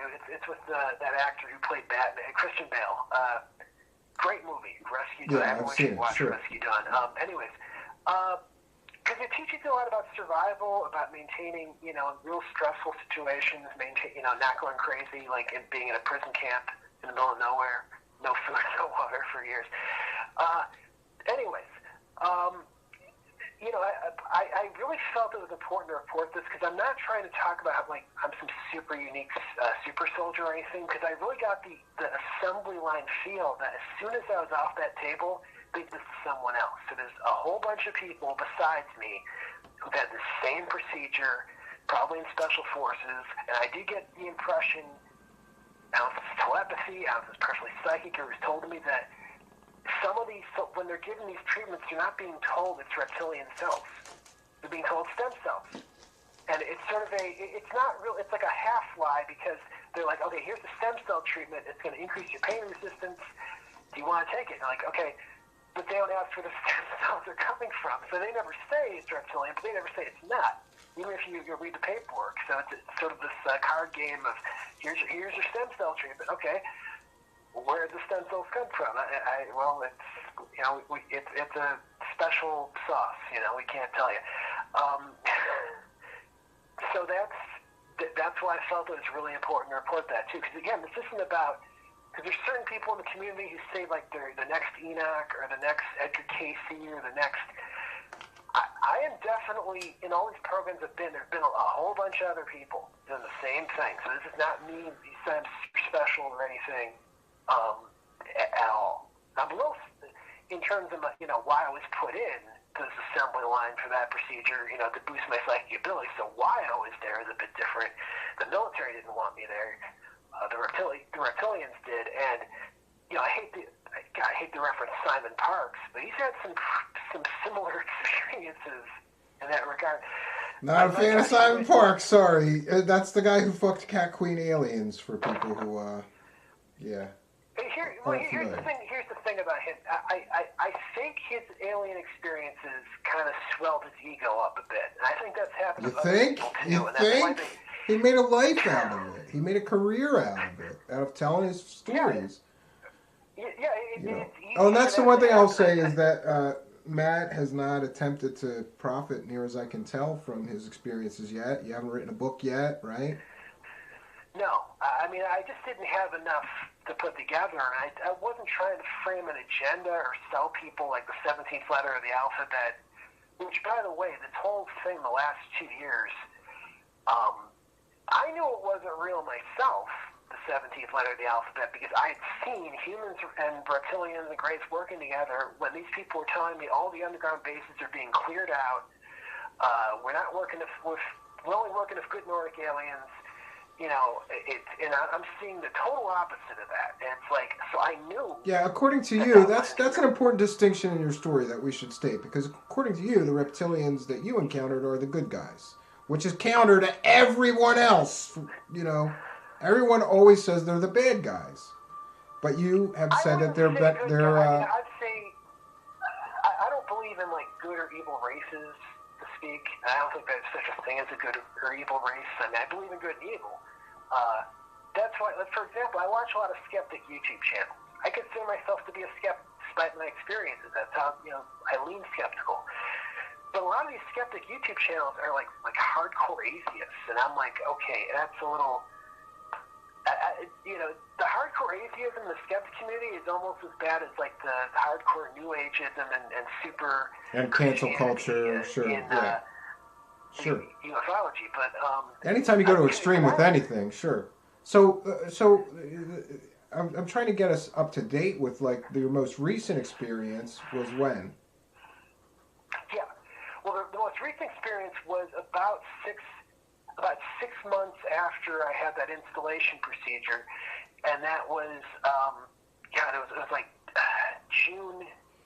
Well, the visit to the eye doctor was actually in 2019, but let's get the last experience done real quick here, even though it's before going to the eye doctor, and that is this was like June of 2018, where, and I should have expected this, because after the installation of the muscle and the upgrade and everything, I was taken to I had some really rough experiences where they essentially, again, this time when I come to, I'm in this like dark container, like a dark, imagine you wake up, you're standing, it's pitch black, but there's other people in there, and you're suddenly being attacked.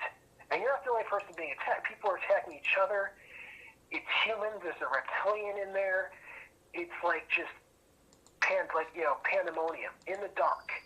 And it was like, I didn't even realize at the time, part of this was the test, the upgrade they had done to my eyes. Because I didn't remember the eye procedure. I remember the muscle procedure, not the eye procedure. You go figure. But anyways, it's just, people are shoving, they're hit, I'm getting hit, I'm getting slapped, I got some scratches, I took pictures of them, they weren't deep scratches, but there's an opening at the end of this container. And it is basically, imagine a shipping container. That's exactly what it is. And the whole object is to stay in the shipping container as long as you can. Everyone's trying to beat the opponent and get them out. And you hear people being slammed into the wall. That's reverberating. And it was just, that was horrifying. And I was definitely not the last one out, not to get my ass shoved out this one little door. But, I was then told, okay, that was a session in the gong. The Reptilians call it's a shipping container prison unit, and the Reptilians refer to it as a gong. That's their slang term for it.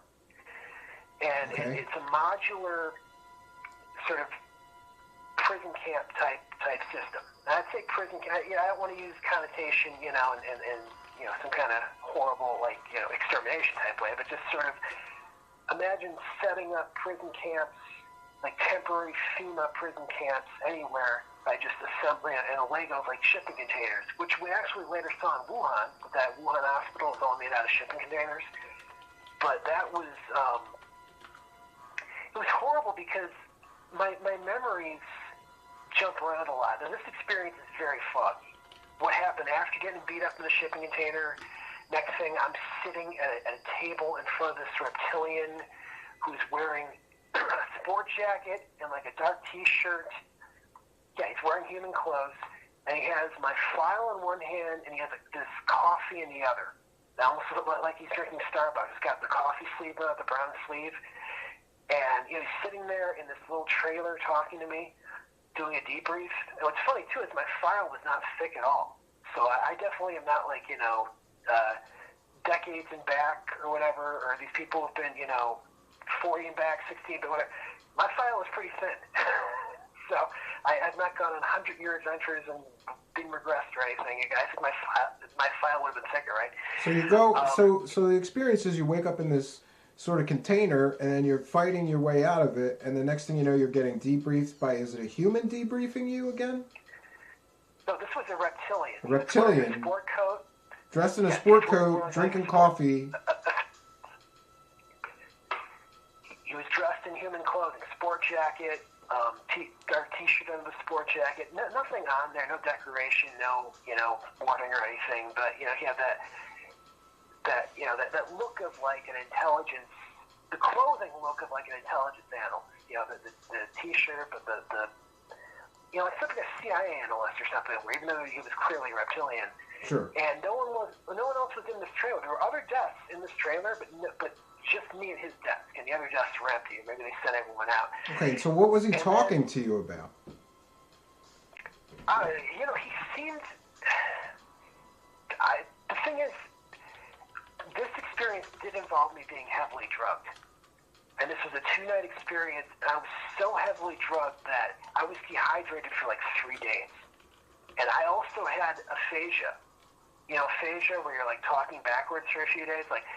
So the military also did a portion where they did a really bad sort of interrogation type thing on me, or just, they sat me down in front of literally, I don't know where this was, but they sat me down in front of like a slideshow.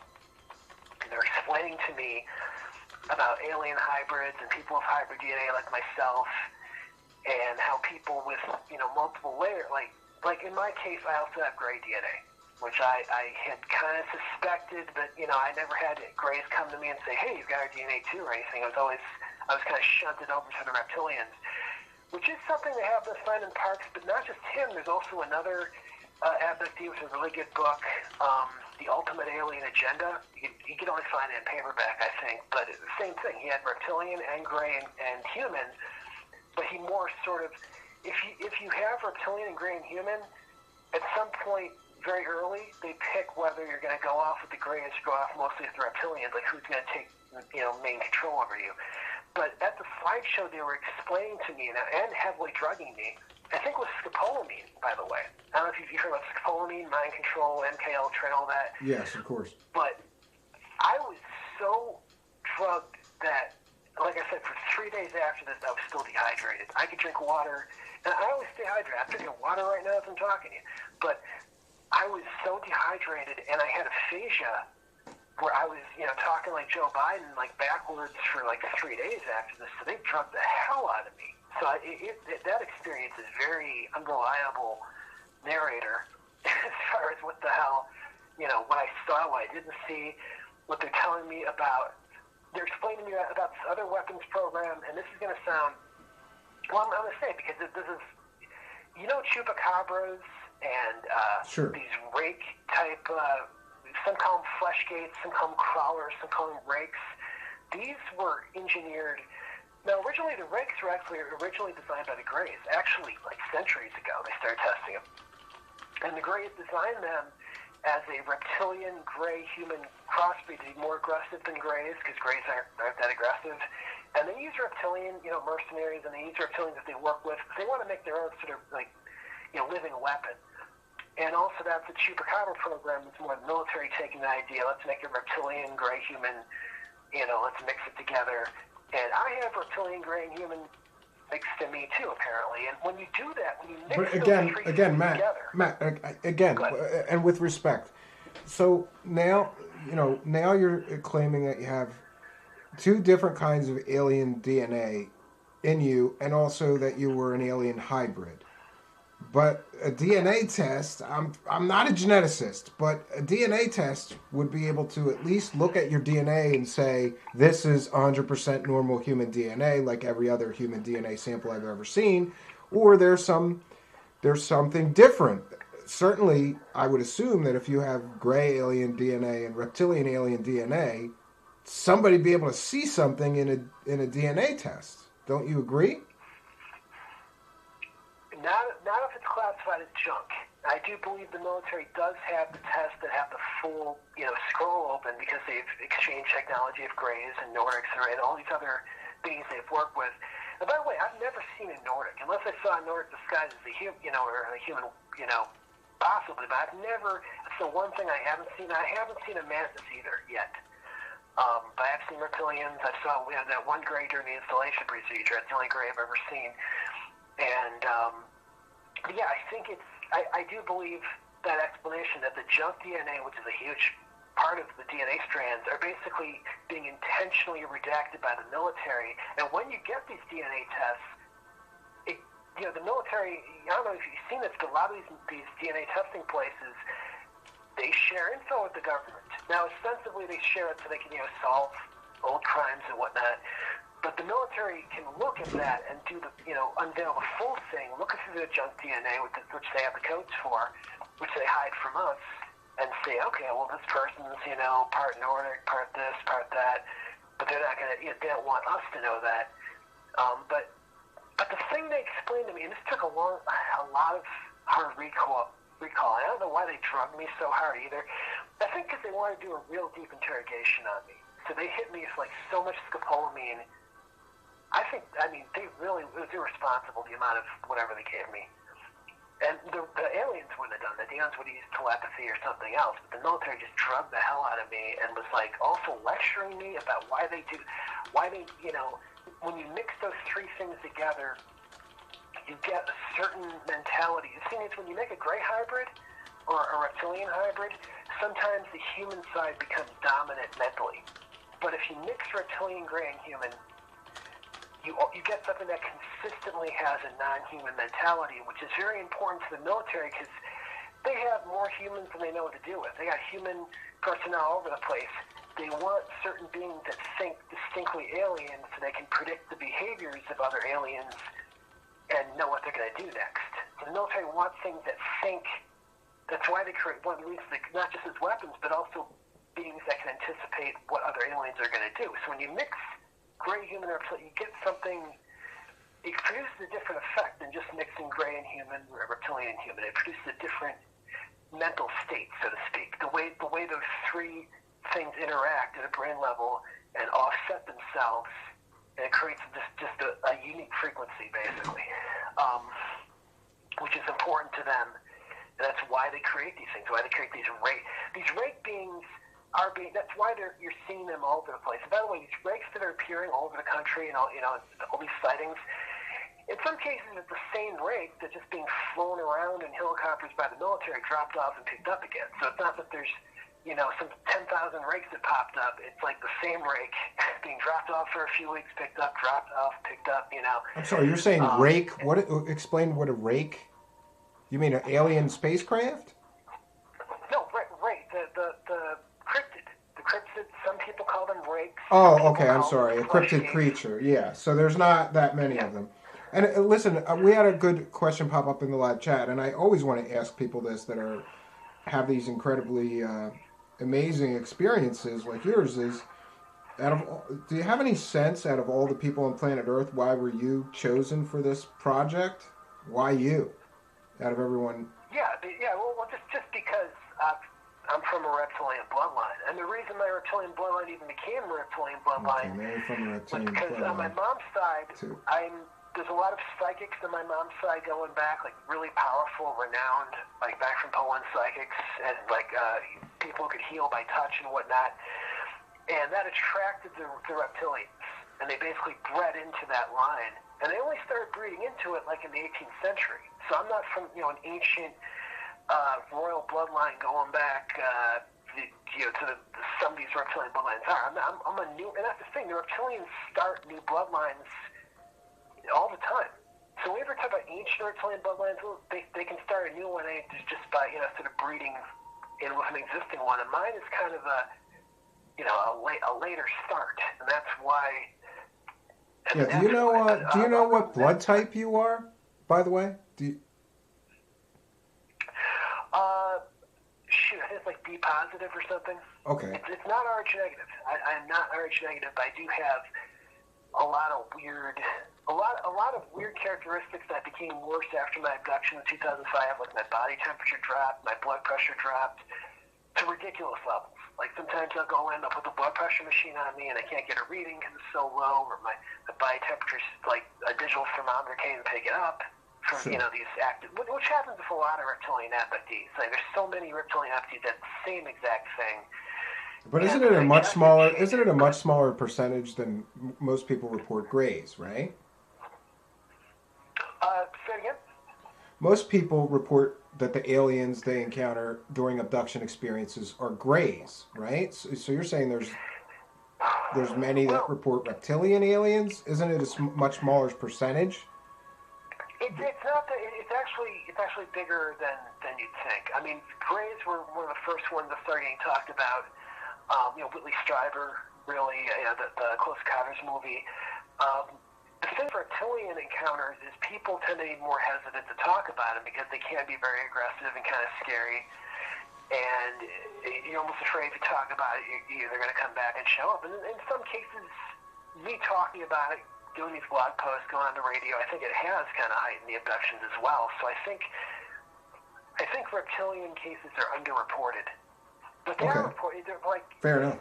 Even if you look at David Jacobs, or you look at Dolan did a whole book now where he's a whole section on reptilians because there's so many cases. So it's like, I think people are more and more realizing, and also insectoids, there's people having, and not just manises. People talk about manises, those are the insect aliens. No, there's also aliens that have heads that look like flies. There's ones that look kind of like wasps.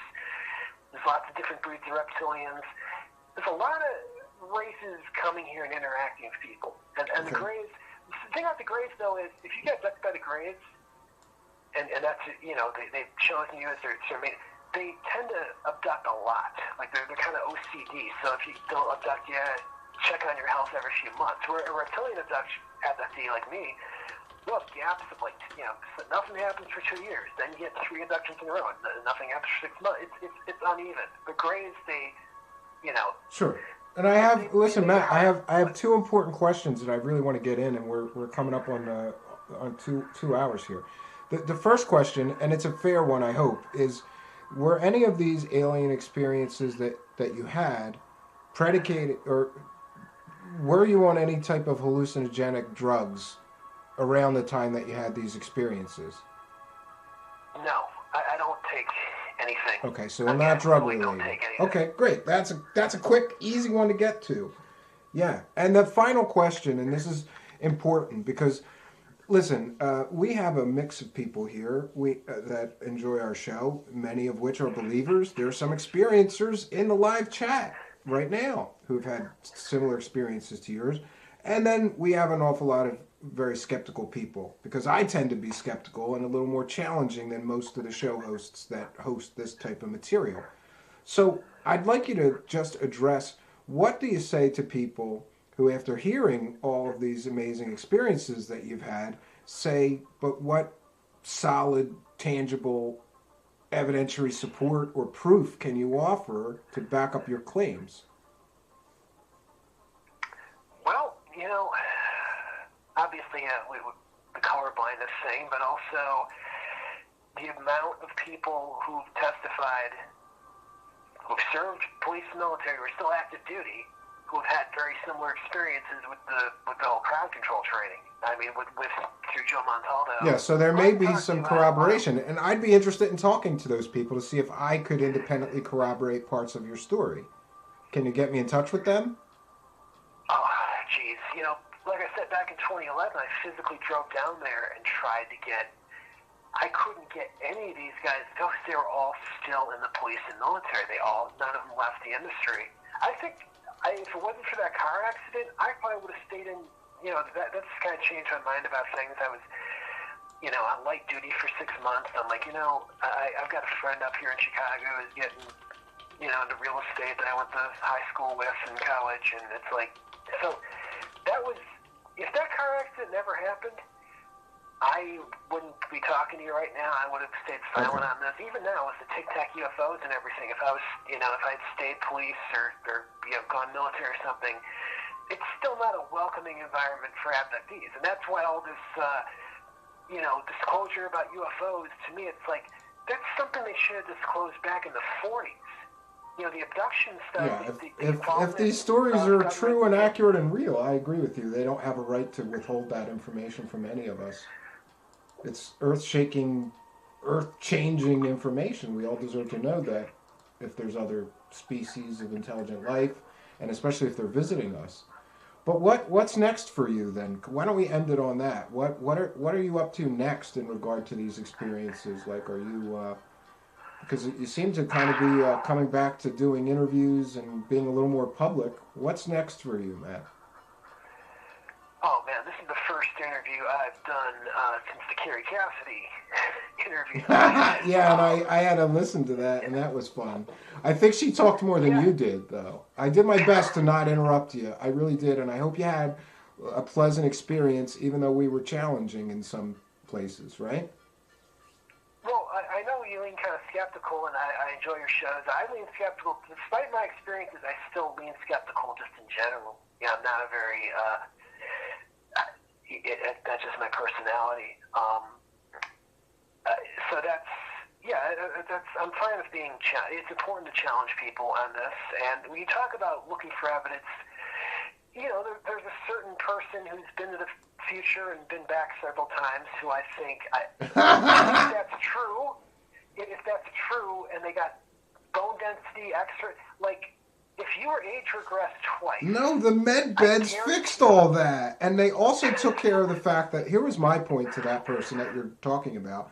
Is that when you fly in space, no matter how short a time you fly in space, you are exposed to cosmic rays, and that exposure to cosmic rays is you can see it in a biopsy.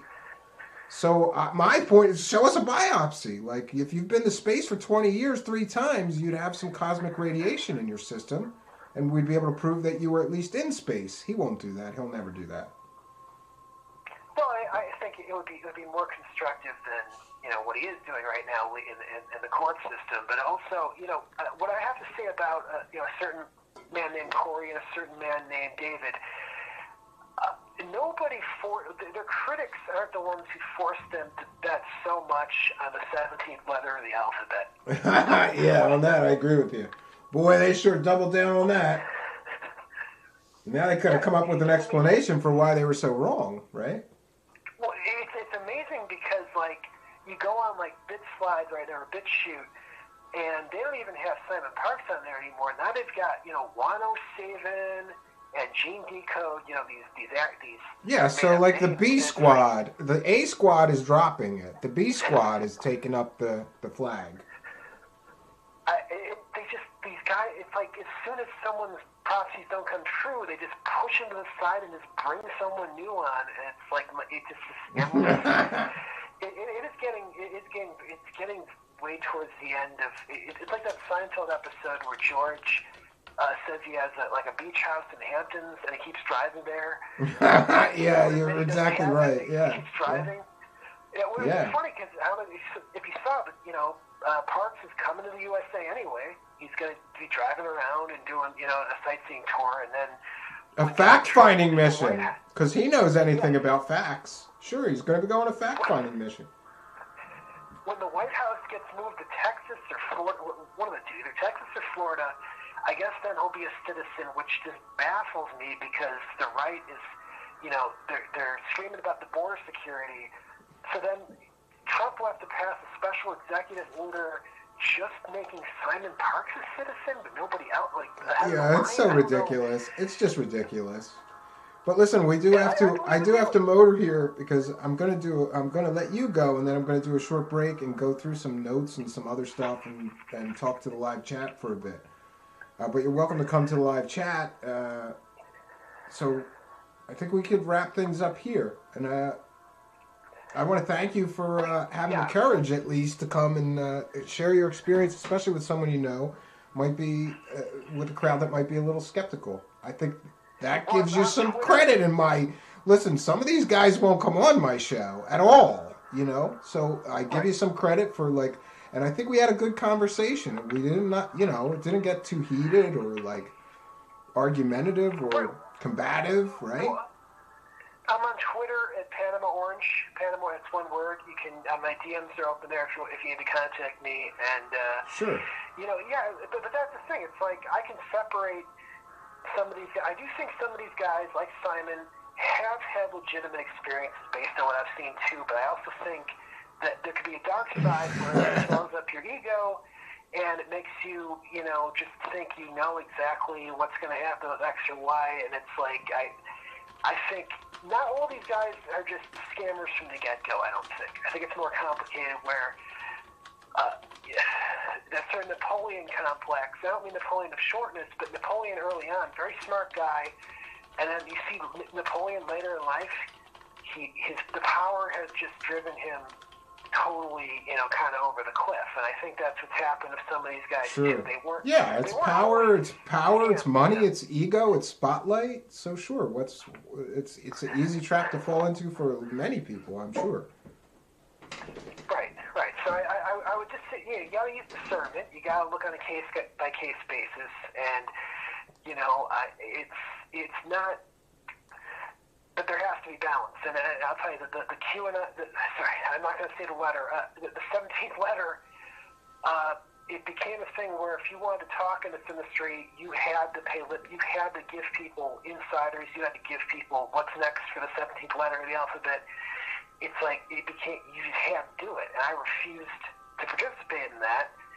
And I think a lot of people did. I think there's a lot of experiences. Yeah, I kind of said it was bull from the start. Right. Just not worth. It wasn't worth to me. It wasn't worth any time to even read the stuff. After the first bunch of stuff never happened, you go, "This is a credible source of information." Move on. But it is what it is. People wanted to believe it, right? It's hopium for the hopeless.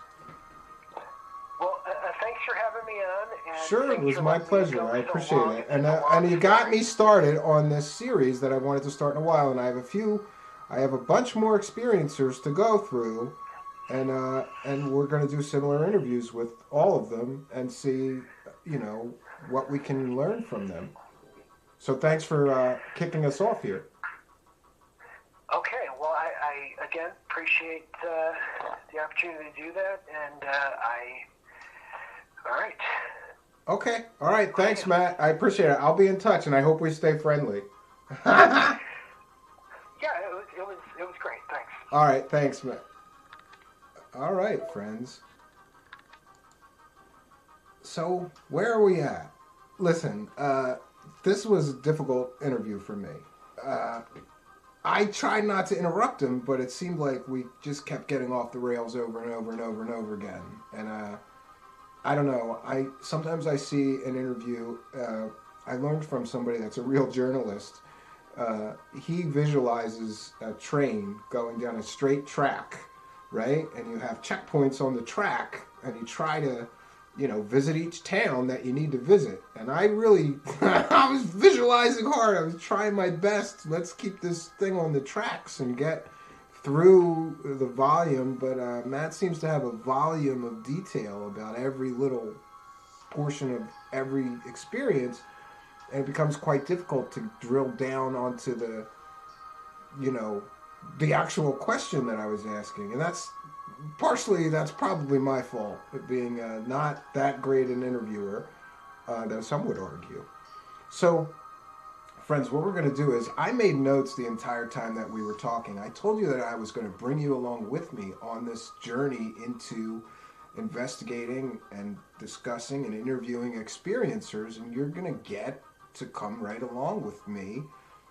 Made notes the entire time that Matt and I were talking.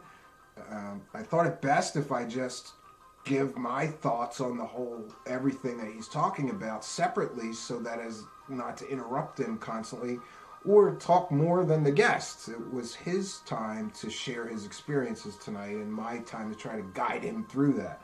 So we're going to take a very brief break, and I will be right back. I want to thank my guest tonight, Matt. It's got to be a courageous guy to tell these kind of stories, knowing the risk of mockery or, embarrassing himself to, loss of jobs, or, when you go on the internet and start talking about this stuff, you're kind of painting a target on your back. And I, for one, at least I admire the courage of the people that are going to do this, especially those that seem sincere and not just profit-seeking people. So we're going to take a short break. I will be back to share my notes with you in just a few minutes. Stay with us, friends. You'll want to be here for the next part.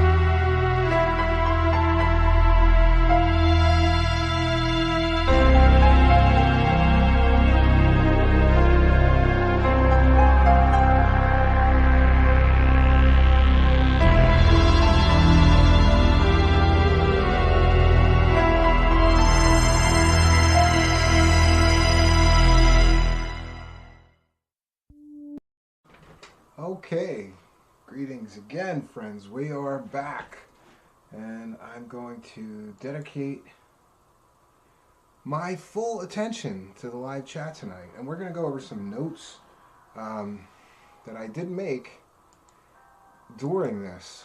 I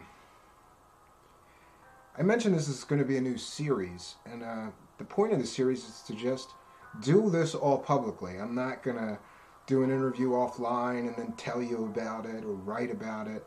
I'm just going to share what it is that I'm doing, which is interviewing experiencers. So I made some notes during the interview. I wanted to get a sense of, first of all, everybody's going to ask me, do I believe him? And I don't even know what to answer to that. The first thing I would say is, he seems very sincere. But sincerity and truth are really two different things, right? So I really have to think about whether it is I believe him or not. And, to that end, I'm making notes here the whole time I'm talking to him.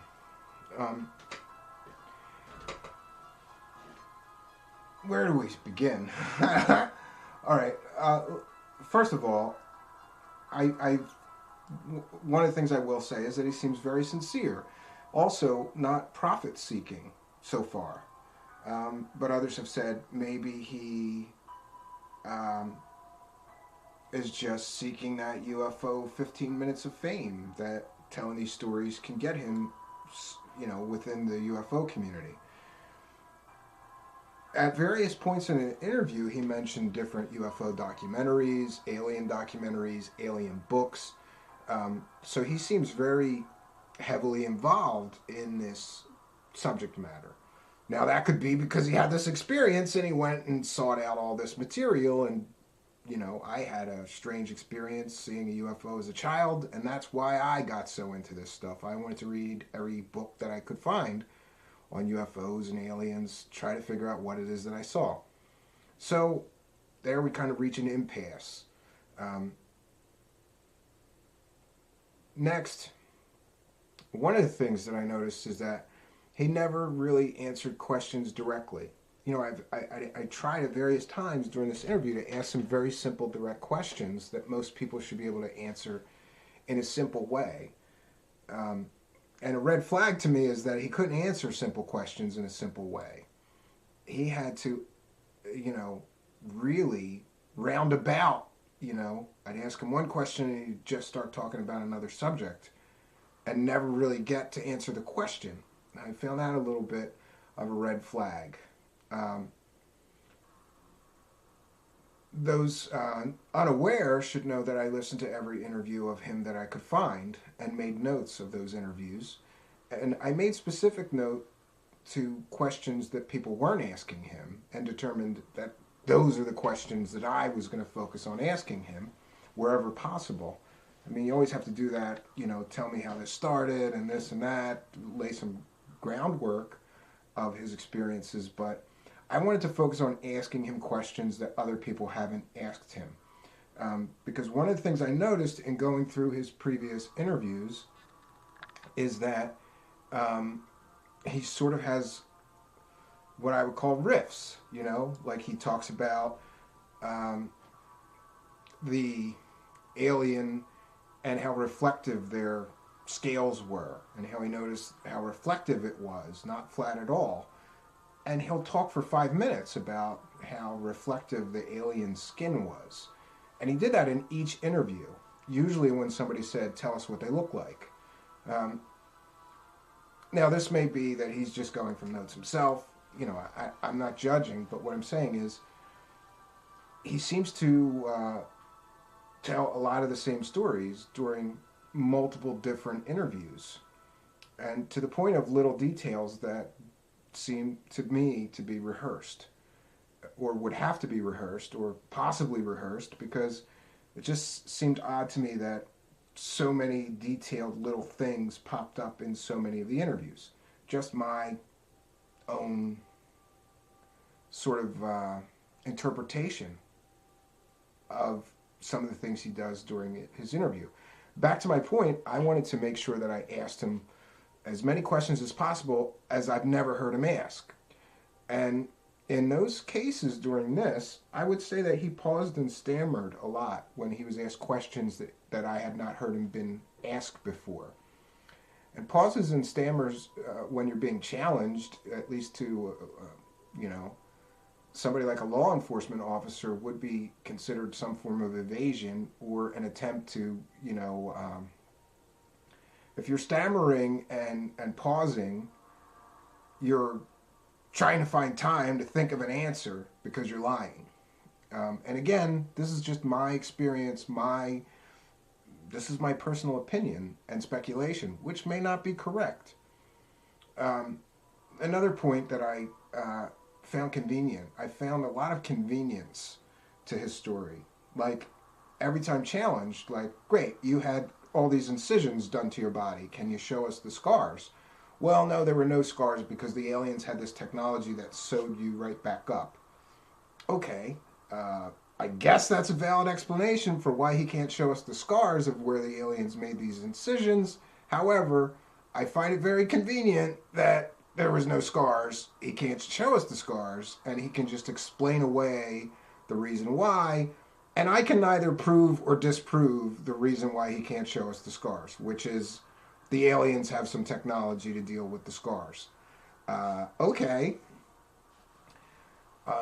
Later, I also thought DNA test explained away, I wrote. I've encountered many people who claim to be alien hybrids, to come from, an Illuminati alien hybrid bloodline, or people who claim to have been injected with alien DNA somehow, or experimented on, or implanted with alien DNA. And do you know, of the 100 that I have spoken with personally, or interacted with through messages, or talked to on the phone, none of them have ever taken a DNA test or offered any evidentiary support that they have alien DNA or alien human DNA hybrid DNA, or it just seems very convenient to me. If I believed, and this is just, again, all of this that I'm talking about right now is my opinion and my speculation. So you may think differently than me. It's okay. But, if speculation, if I truly believed that I was an alien hybrid and half my DNA, or a percentage, a quarter, some of them say a quarter of my DNA is alien, okay, then I would go get a test and show the world that I'm not a nut job, or, some nutter making up fake stories about being an alien. I'd go, here's the DNA test, bitches! Look at all those anomalies that aren't present in normal human DNA. None of them do that. Not a one. Not a one of them. So that's a red flag for me. Okay. And I also made a note. The good guy argument doesn't hold water. Matt's experience, or his belief, is that the reptilian aliens that he interacted with were the good guys. And to me, I don't understand how you say that those are the good guys if they're abducting you in the middle of the night and performing experiments on you and using you for target practice, right? That's what he said. They basically used humans for target practice. I don't think that you would say those are good guys. Just my opinion. Oh, one bit him also, right? One scarred him or gave him a mark on his arm by grabbing him too hard. One threatened to eat him. These don't seem like the good guys. Just my opinion. Okay. So as the interview progressed, first it was, and this is a note that I made, I say stories bloom from the root and get bigger. So in other words, the root of his story is, okay, I was abducted by these aliens that were reptilian, and then later the story blooms more. And what does that mean? That means later in the interview he starts making equally fantastical claims, like I have alien DNA, right? Like I'm a starseed, right? He also claimed to have psychic powers, low-level psychic powers that he hasn't developed fully, but later in the interview he claimed he had psychic powers. And And this is something that I see time and time again with many of these people. They start off with a very, I would suppose, more believable basic premise. Okay, I was abducted by aliens. But then, as time goes on, or an interview goes on, okay, first they were abducted by aliens. That's a fantastical, unbelievable story. But then many of them tack on more fantastical, unbelievable stories on top of the original premise of their story. In Matt's case, the story blooms into, not only was I abducted by reptilian aliens, I also have alien DNA. Not only was I abducted by aliens and I'm from a reptilian alien human hybrid bloodline, but I was also injected or had muscle implants of alien stem cells, reptilian alien stem cells. Even later in the interview, then we hear he's also got gray alien DNA injected to him. So you see what I mean about the basis of the story is fantastical enough, but to many of these guys, it seems to me, again, I'm going to come back to this analogy, the stories bloom from the root and grow from there. You know, the root of the story is fantastical enough to most people, and yet the story keeps getting more and more fantastical. That, to me, is a red flag. And again, all of this is opinion and speculation. Also, I made a note, he spent a lot of time speculating about mixing alien DNA and human DNA and what happens when you do that. There's no way to prove or disprove any of that. Another note, a red flag, every experience began with him in bed and ended with him in bed. And I just wrote in parentheses, is he just dreaming this stuff? I myself have had some incredibly vivid dreams that appeared to me to be so real that when I woke up, I was in shock for a moment, like, why am I on my couch? What's going on? I was just literally somewhere else. But I know enough about dreams and DMT and sleep states to just, to shake it off and go, wow, that was a very powerful, vivid, realistic dream. It really felt like I was there in that place with those people. One of them surrounded a deceased relative, which made it even more eerie. But I was with the deceased relative, and they were fully alive in front of me, and we were talking and interacting and doing things, and at a place we both enjoyed. It seemed so real to me, and I woke up in my bed.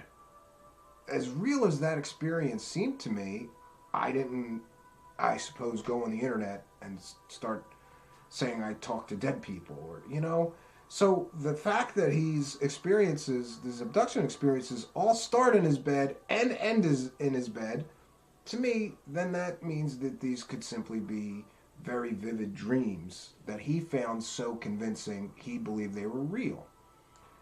And again, opinion and speculation. I can't prove or disprove that he's just dreaming this. But just as I can't prove or disprove that he's dreaming this, he can't prove or disprove that he's really hanging out with reptilian aliens. He explains away DNA tests that I kept bringing up time and time again. You can't explain away the DNA. I'm sorry. You can explain it away, but it's not logically or scientifically valid thing to just say, well, we wouldn't be able to see it because maybe they messed with the junk DNA. No. I'm no expert. I just believe that if somebody truly had alien DNA in them, or their DNA was comprised of alien and human DNA merged somehow, you'd be able to see that in scientific tests. And again, none of them will do those tests or provide proof. I offered Barbara Lamb. I offered Barbara Lamb, the author of the book Meet the Hybrids, a bunch of money. And I said, I'll pay for all these hybrids to get DNA tests so we can get a look at their DNA. Do you know I don't know how many were in that book, maybe 16 different alien-human hybrid people that were claiming to be alien-human hybrids. Maybe she had 16 in the book. So I offered to pay for all 16 of them to get DNA tests. And guess, my friends, guess how many of those alien-human hybrids that have been claiming they're alien-human hybrids for a year, a decade in one case, for years. Many of these people are making these claims. They won't. They won't submit to a simple DNA test so we can get a look at that alien DNA. I find that to be a red flag. And Matt, along with them, first of all, he's, according to his claims, he's an alien-human hybrid bloodline. Let's see what else. He was injected with reptilian stem cells and tissue. In one interview, I heard him say it was muscle tissue.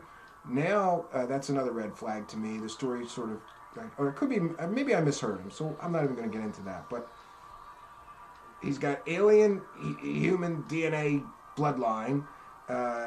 He was injected with stem cells from reptilian aliens, and he was injected somehow, or he has some DNA from gray aliens, and has never taken a DNA test, and explains away the reasons why nobody will see anything out of the ordinary with his DNA. It's a red flag to me. And I just made a note, off the rails, totally.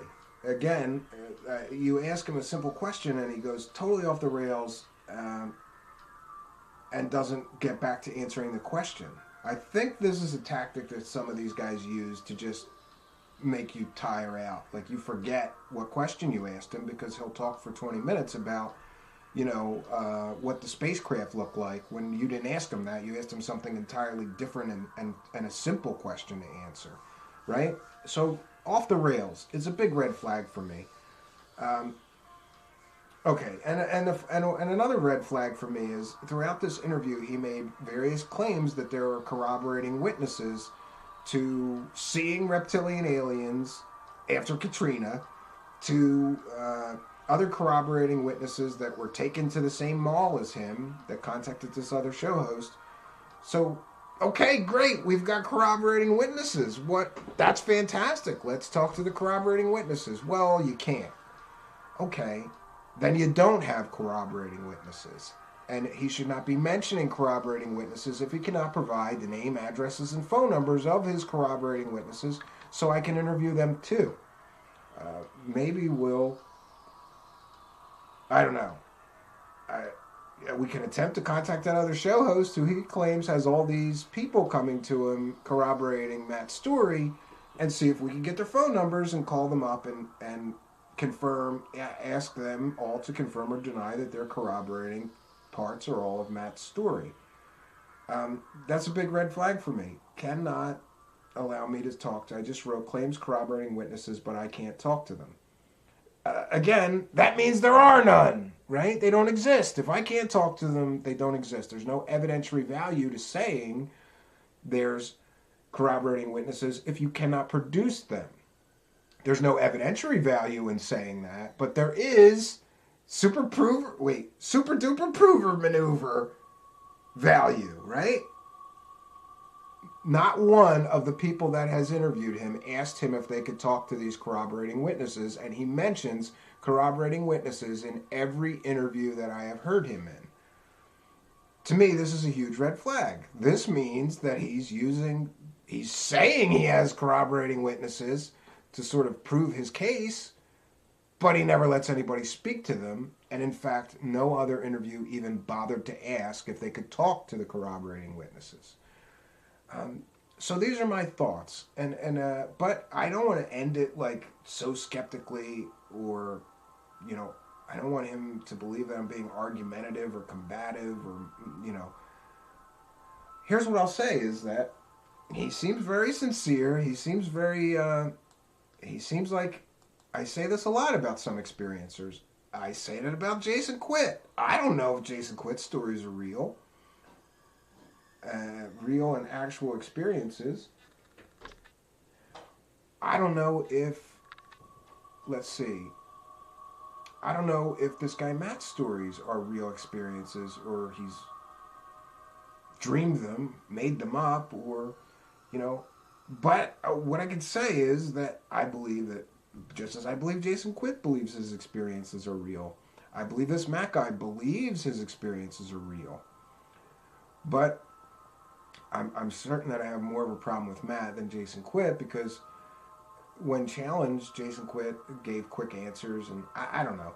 This guy, it seemed like he was off the rails. As soon as you challenge him on a question or ask him something, um, he's sort of off the rails or explains away why he can't prove what he's saying. And the corroborating witnesses to me was a big red flag. You've been saying in interviews for years you've got all these corroborating witnesses. Great, let's talk to them, but we can't, and we never get to them. But again, I'm trying to be positive here. I also, speaking of that, I just said I'm trying to be positive, and then I'm going to talk about another red flag. I don't understand, and that's maybe just my inability to understand this phenomenon, maybe, but I don't understand why a super advanced race of reptilian aliens, or any aliens for that matter, would fly across vast, galactic distances and come all the way to Earth to hang out with humans in a mall and shoot at them and then train them to do crowd control better, right? Or fly all the way to Earth so that they can help Earth feds or Earth police put down riots on planet. It doesn't make sense to me. It makes zero sense. I think that there has to be a better reason that they came here than to inject people with stem cells, right? And again, the superpowers. That's another red flag to me. Okay, you've got superpowers. You can withstand pain better.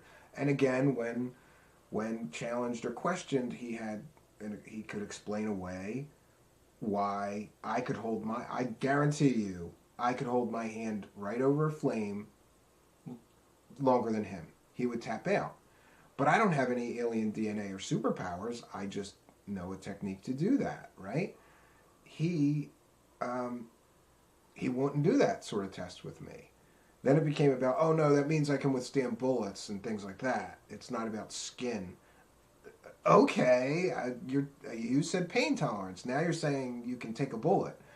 And I jokingly said, do you ever let somebody shoot you so you can see how well you can, if this superpower is real? No.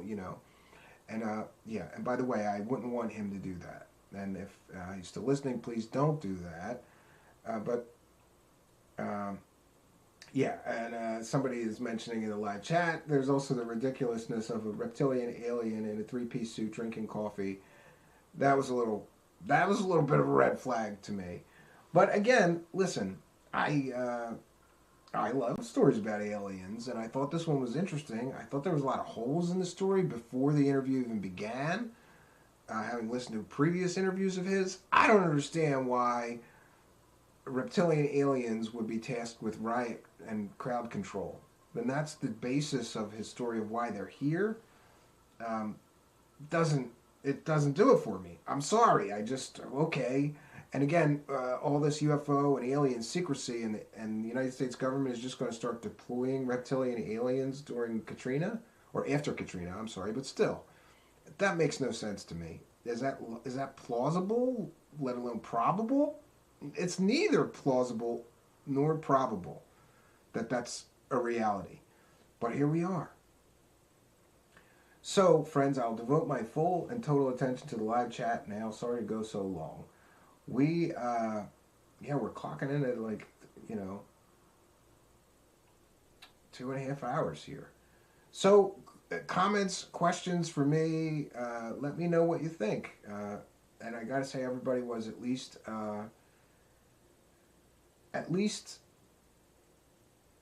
respectful enough to him that he didn't, end the interview early, all right? Steph is here. Oh, and by the way, somebody asked me about the tarot reading show that we were going to do last Friday. Steph had some issues with her wisdom teeth, and I had to get 4 pulled at once, so I sympathize. Wisdom teeth suck. I'm not sure if Steph's getting hers pulled, but she was having some issues, so we've rescheduled that to this Friday at 10 p.m. And I have to say, Steph gave me a reading, which I was very impressed with. And I didn't expect to be.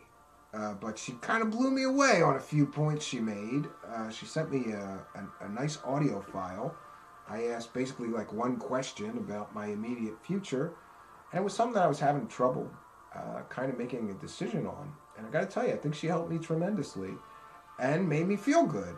I got the warm and fuzzies when she sent me back the reading, which is always a good thing, you know.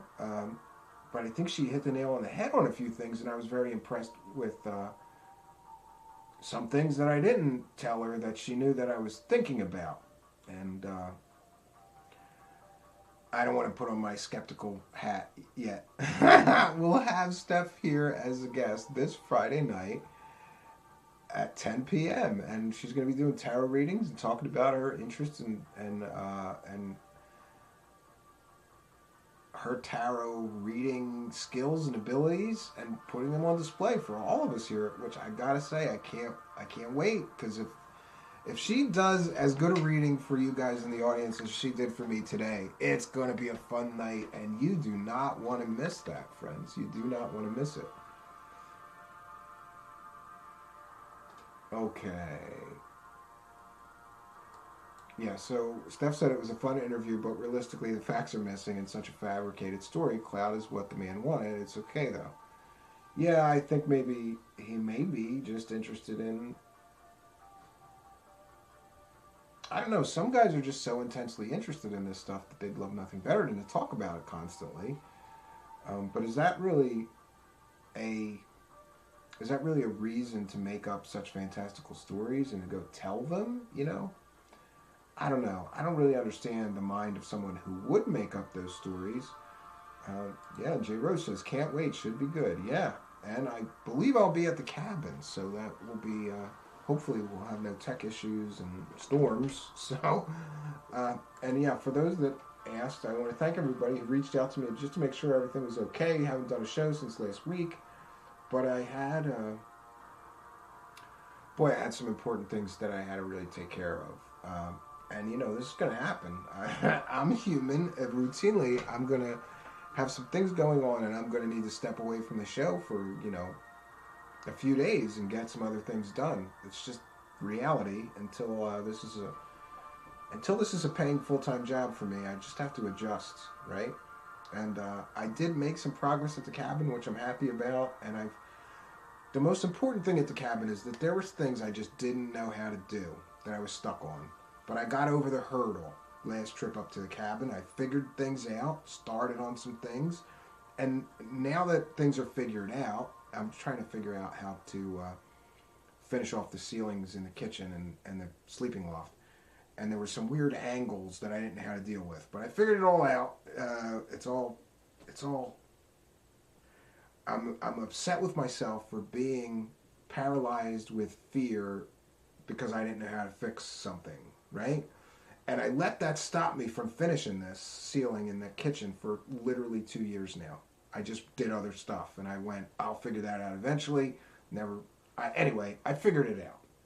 And sometimes that's the hardest part, is just figuring out how am I gonna do this. I had to get over these weird angles. That roof has these weird angles. Like it's like a barn style roof, you know, in the middle room. So it was going to be a nightmare to me, and I dreaded figuring this out and doing this, but I got it all figured out. It's just a matter of time. Every time I'm there, I nail up a bunch of boards, and eventually I'll nail up enough boards up there in the ceiling that it'll cover the whole ceiling, and my wife will be happy because I'm sure she's tired of looking at it unfinished. So we had, you know, majorly I had cabin stuff that I had to do, which is why I had to step away for a little while. Yeah, I appreciate that. Steph says, of course, that's why it was a fun show to see how Truthseekers was going to be and held himself respectfully. Yeah, and I appreciate the support in the live chat. I know a few people were like, he keeps going off the rails. Yeah, he does. I did my best. This is how it is with interviews. Sometimes, but I still think it was good. I think I did an okay job. I'll pat myself on the back, right?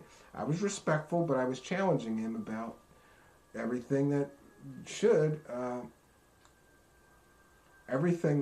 be provable but he wasn't able to really prove the things that to me logically and with fairness should be provable by him. Like, I have alien DNA. Okay, let's take a DNA test. No, we never got to it, right? We never got to it. Yes, Les says good cabin work. Yeah, I have pictures on my Twitter for those that want to see of what I'm up to.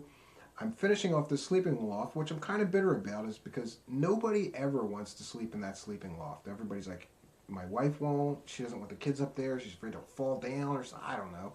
And I don't want to sleep up there because it's just awkward. I'm 6'3", and there's enough space for me lengthwise, but like it's this. It feels too enclosed to me.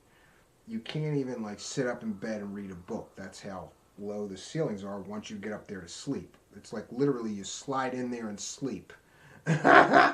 Which I did do a bunch of times when I really needed to get some sleep, because I knew if I go up there and just lay there, I don't have a tablet or a laptop up there.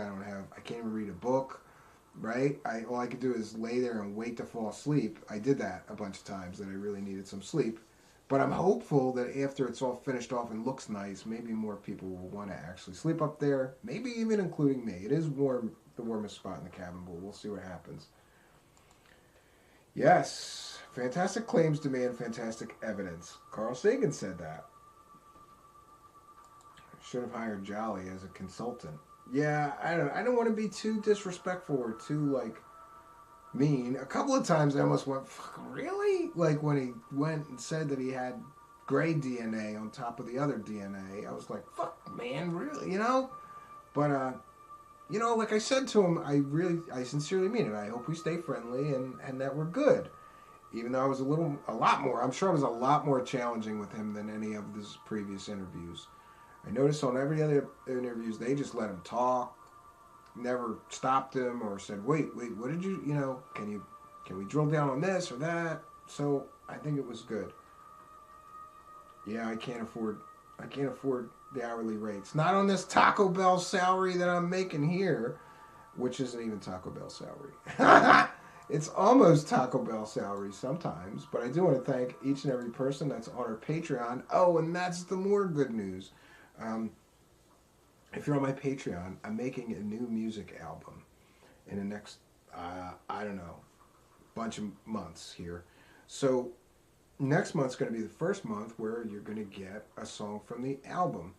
Now, it's going to be a demo, but it's going to be a completely, totally finished demo. It may just not be the final mix. So in other words, next month on Patreon, the Patreon supporters get the first completed song from the album. But it's a demo mix and it may be remixed before the album is complete.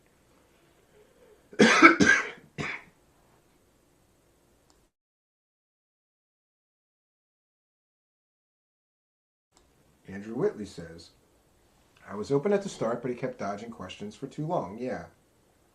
Seems to be a tactic some of them use. You ask them a very easy to answer question, and then they'll just talk for 20 minutes, not answer the question, and then you forget what you even asked by the time they're done talking.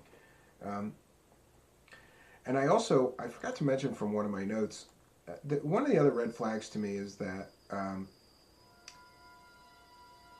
let me see, 1 second. I know I missed that one.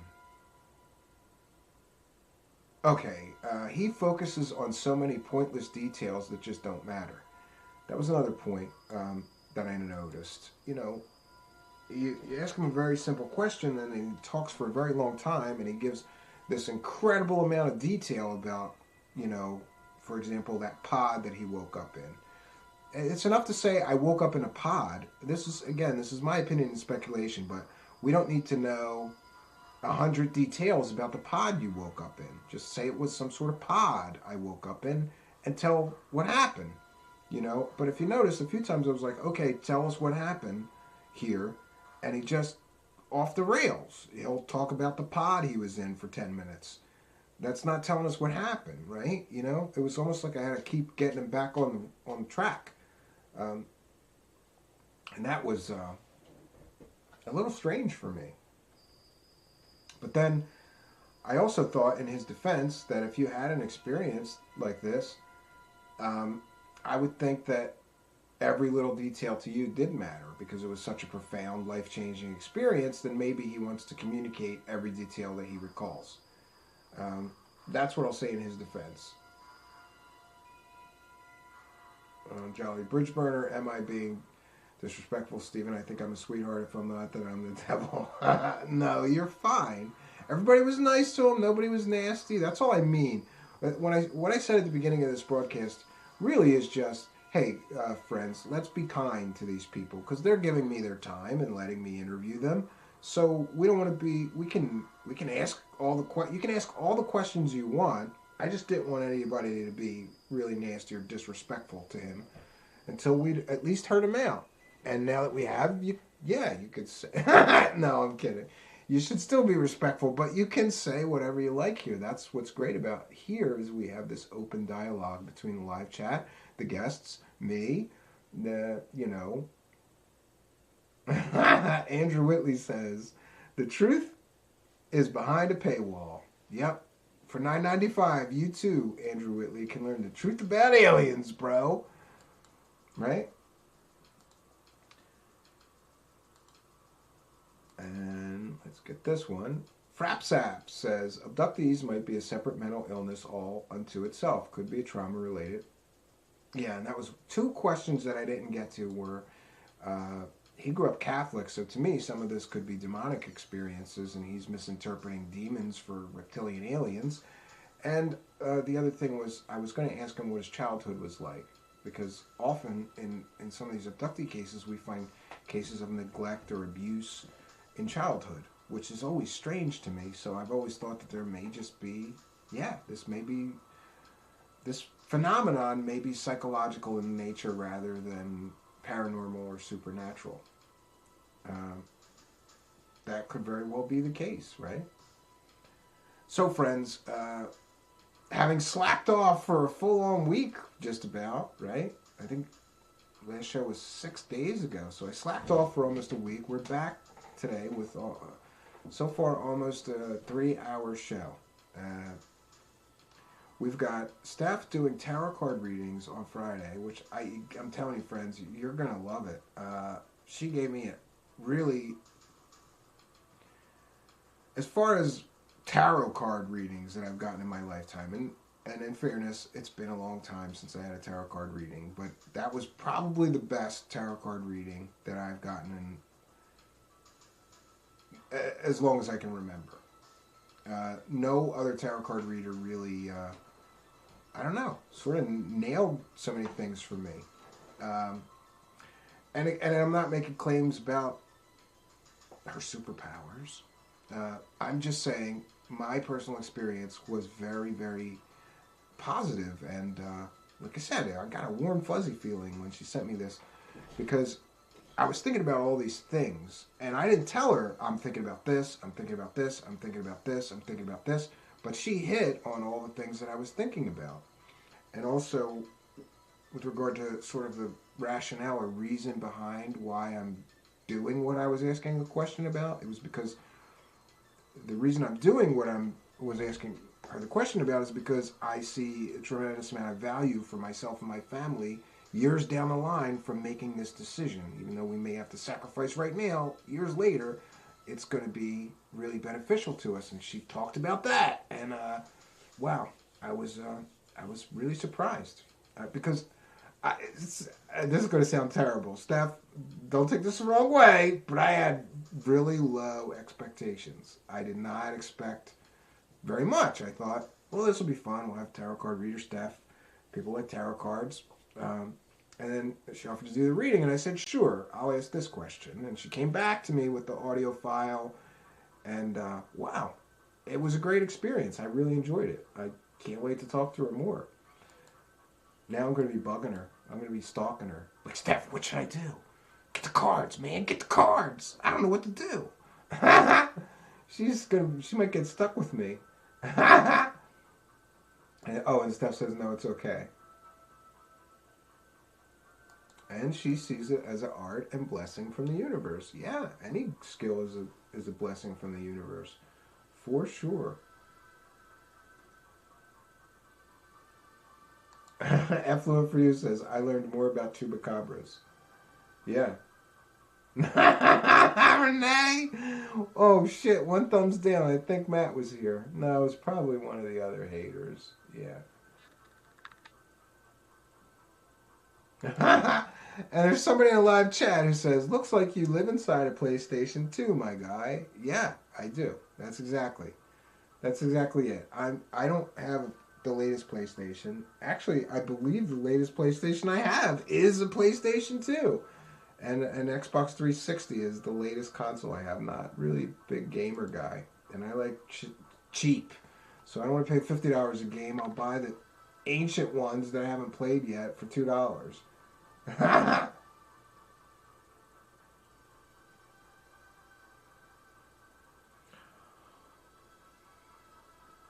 All right, friends. So what can I say? I think it's good to have new experiences. And for me, interviewing an experiencer was a new experience. I wanted to do that, and I wanted to share it with you. I'm so glad that you could come with me on this journey. Um, I think that this journey will continue, right? We're going to talk to more experiencers. And if anybody knows any experiencers, that would be really helpful if you could send them my way. Let them know that you know this show that is doing interviews with experiencers in a new series called the Experiencer Files. Please ask them to email me at truthseekershow@gmail.com.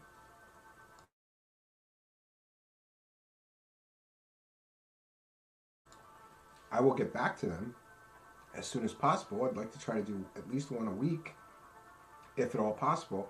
We've got this week taken care of, but I'm still trying to nail down a few more experiencers. I thought about reaching out to a few friends that I know have interviewed experiencers, and we'll do that. But if you know of anyone, or if you'd even like to suggest one, but do me a favor, if you hit me up in my inbox or email and say, get this experiencer, Steve, make sure that they have an email address or some way to contact them. Because a lot of times people say, oh, you should have this person. And I look them up and they don't have a website. I can't find them on Twitter or Facebook. So how do I book them? I don't know. So if you have a suggestion, try to suggest people that are not hard to contact. And we'll reach out to some more experiencers and see if we could get a few more to come on and share their incredible experiences. If nothing else, it was interesting hearing this person's story. Do I believe him? I'm not sure. I believe he believes himself. I believe he believes his experiences are genuine. But with the lack of evidentiary support and the red flags that I mentioned, I'm not feeling that great. Andrew Whitley says, don't like the new sunglasses and headphones, Cambion, starting to look more like a cyborg. Yeah, actually, I always forget that, I don't need these. I didn't need these at all tonight because I didn't have a guest that I had to hear through the computer. I had to hear the guest through the phone, which is always a hassle. I don't like those phone interviews because it's just people are complaining, he's a lot louder. You're a lot louder than him. Yeah, the phone's cranked and I got it right next to the microphone. That's the best I could do here. We don't have a really high-tech setup for call-in guests. I just literally have a cell phone on speakerphone near the microphone, right? Cosmic Agency. JC interviewed her before. Yeah, I'll check into her. Yeah, I will check into her. Yeah, friends, so it has been a long day, and we've just done a 3-hour show, something that we don't usually do, but,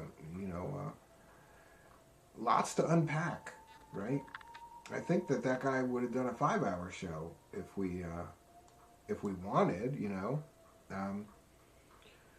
but I think we got enough to have a good experience and a good interview and sort of form some basis or opinion on the validity or likelihood that his story is real and truthful.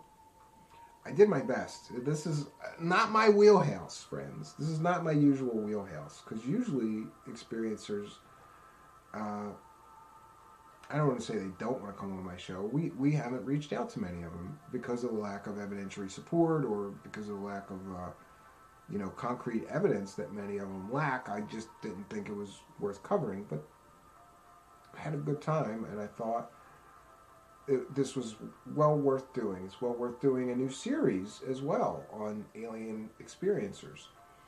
See what it is that we can learn through investigating, interviewing, right? Yes, thanks. Frapsap says that was awesome, Steve. Great interview. Good. I appreciate it. I thought I was going to get crucified too. Like, come on, Steve, if you going full woo, but I wanted to be sure to tell everybody, like, I'm going to ask challenging questions and everything, so just hold on to the end before you form an opinion of whether this was, worth doing or not. And of course, some people aren't going to like it. There's just nothing I can do. You can't please all the people all the time. I do my best to do good work here and bring you guys something interesting to watch, listen to, and interact with. And that's the important part.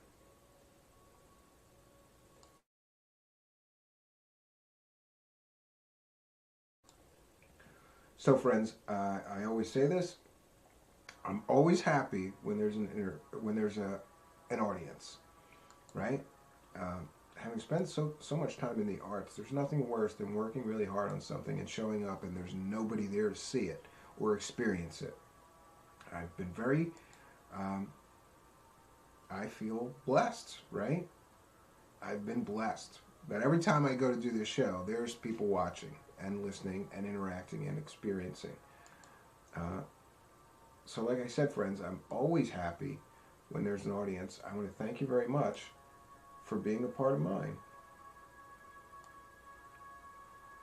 And until next time, friends, my name is Stephen Cambian. Good night, and God bless all of you.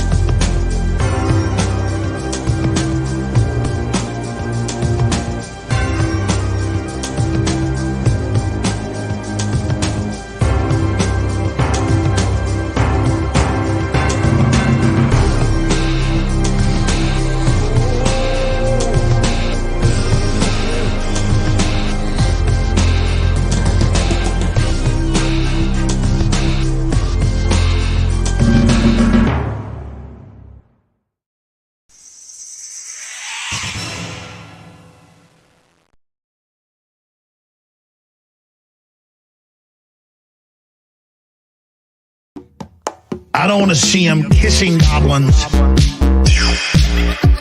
ingratiating goblins, in bed with a goblin. I don't want to see him kissing goblins, succubus with goblins, ingratiating goblins, in bed with a goblin. I don't want to see him kissing goblins, ingratiating goblins, in bed with a goblin. I don't want to see him kissing goblins, ingratiating goblins, in bed with a goblin.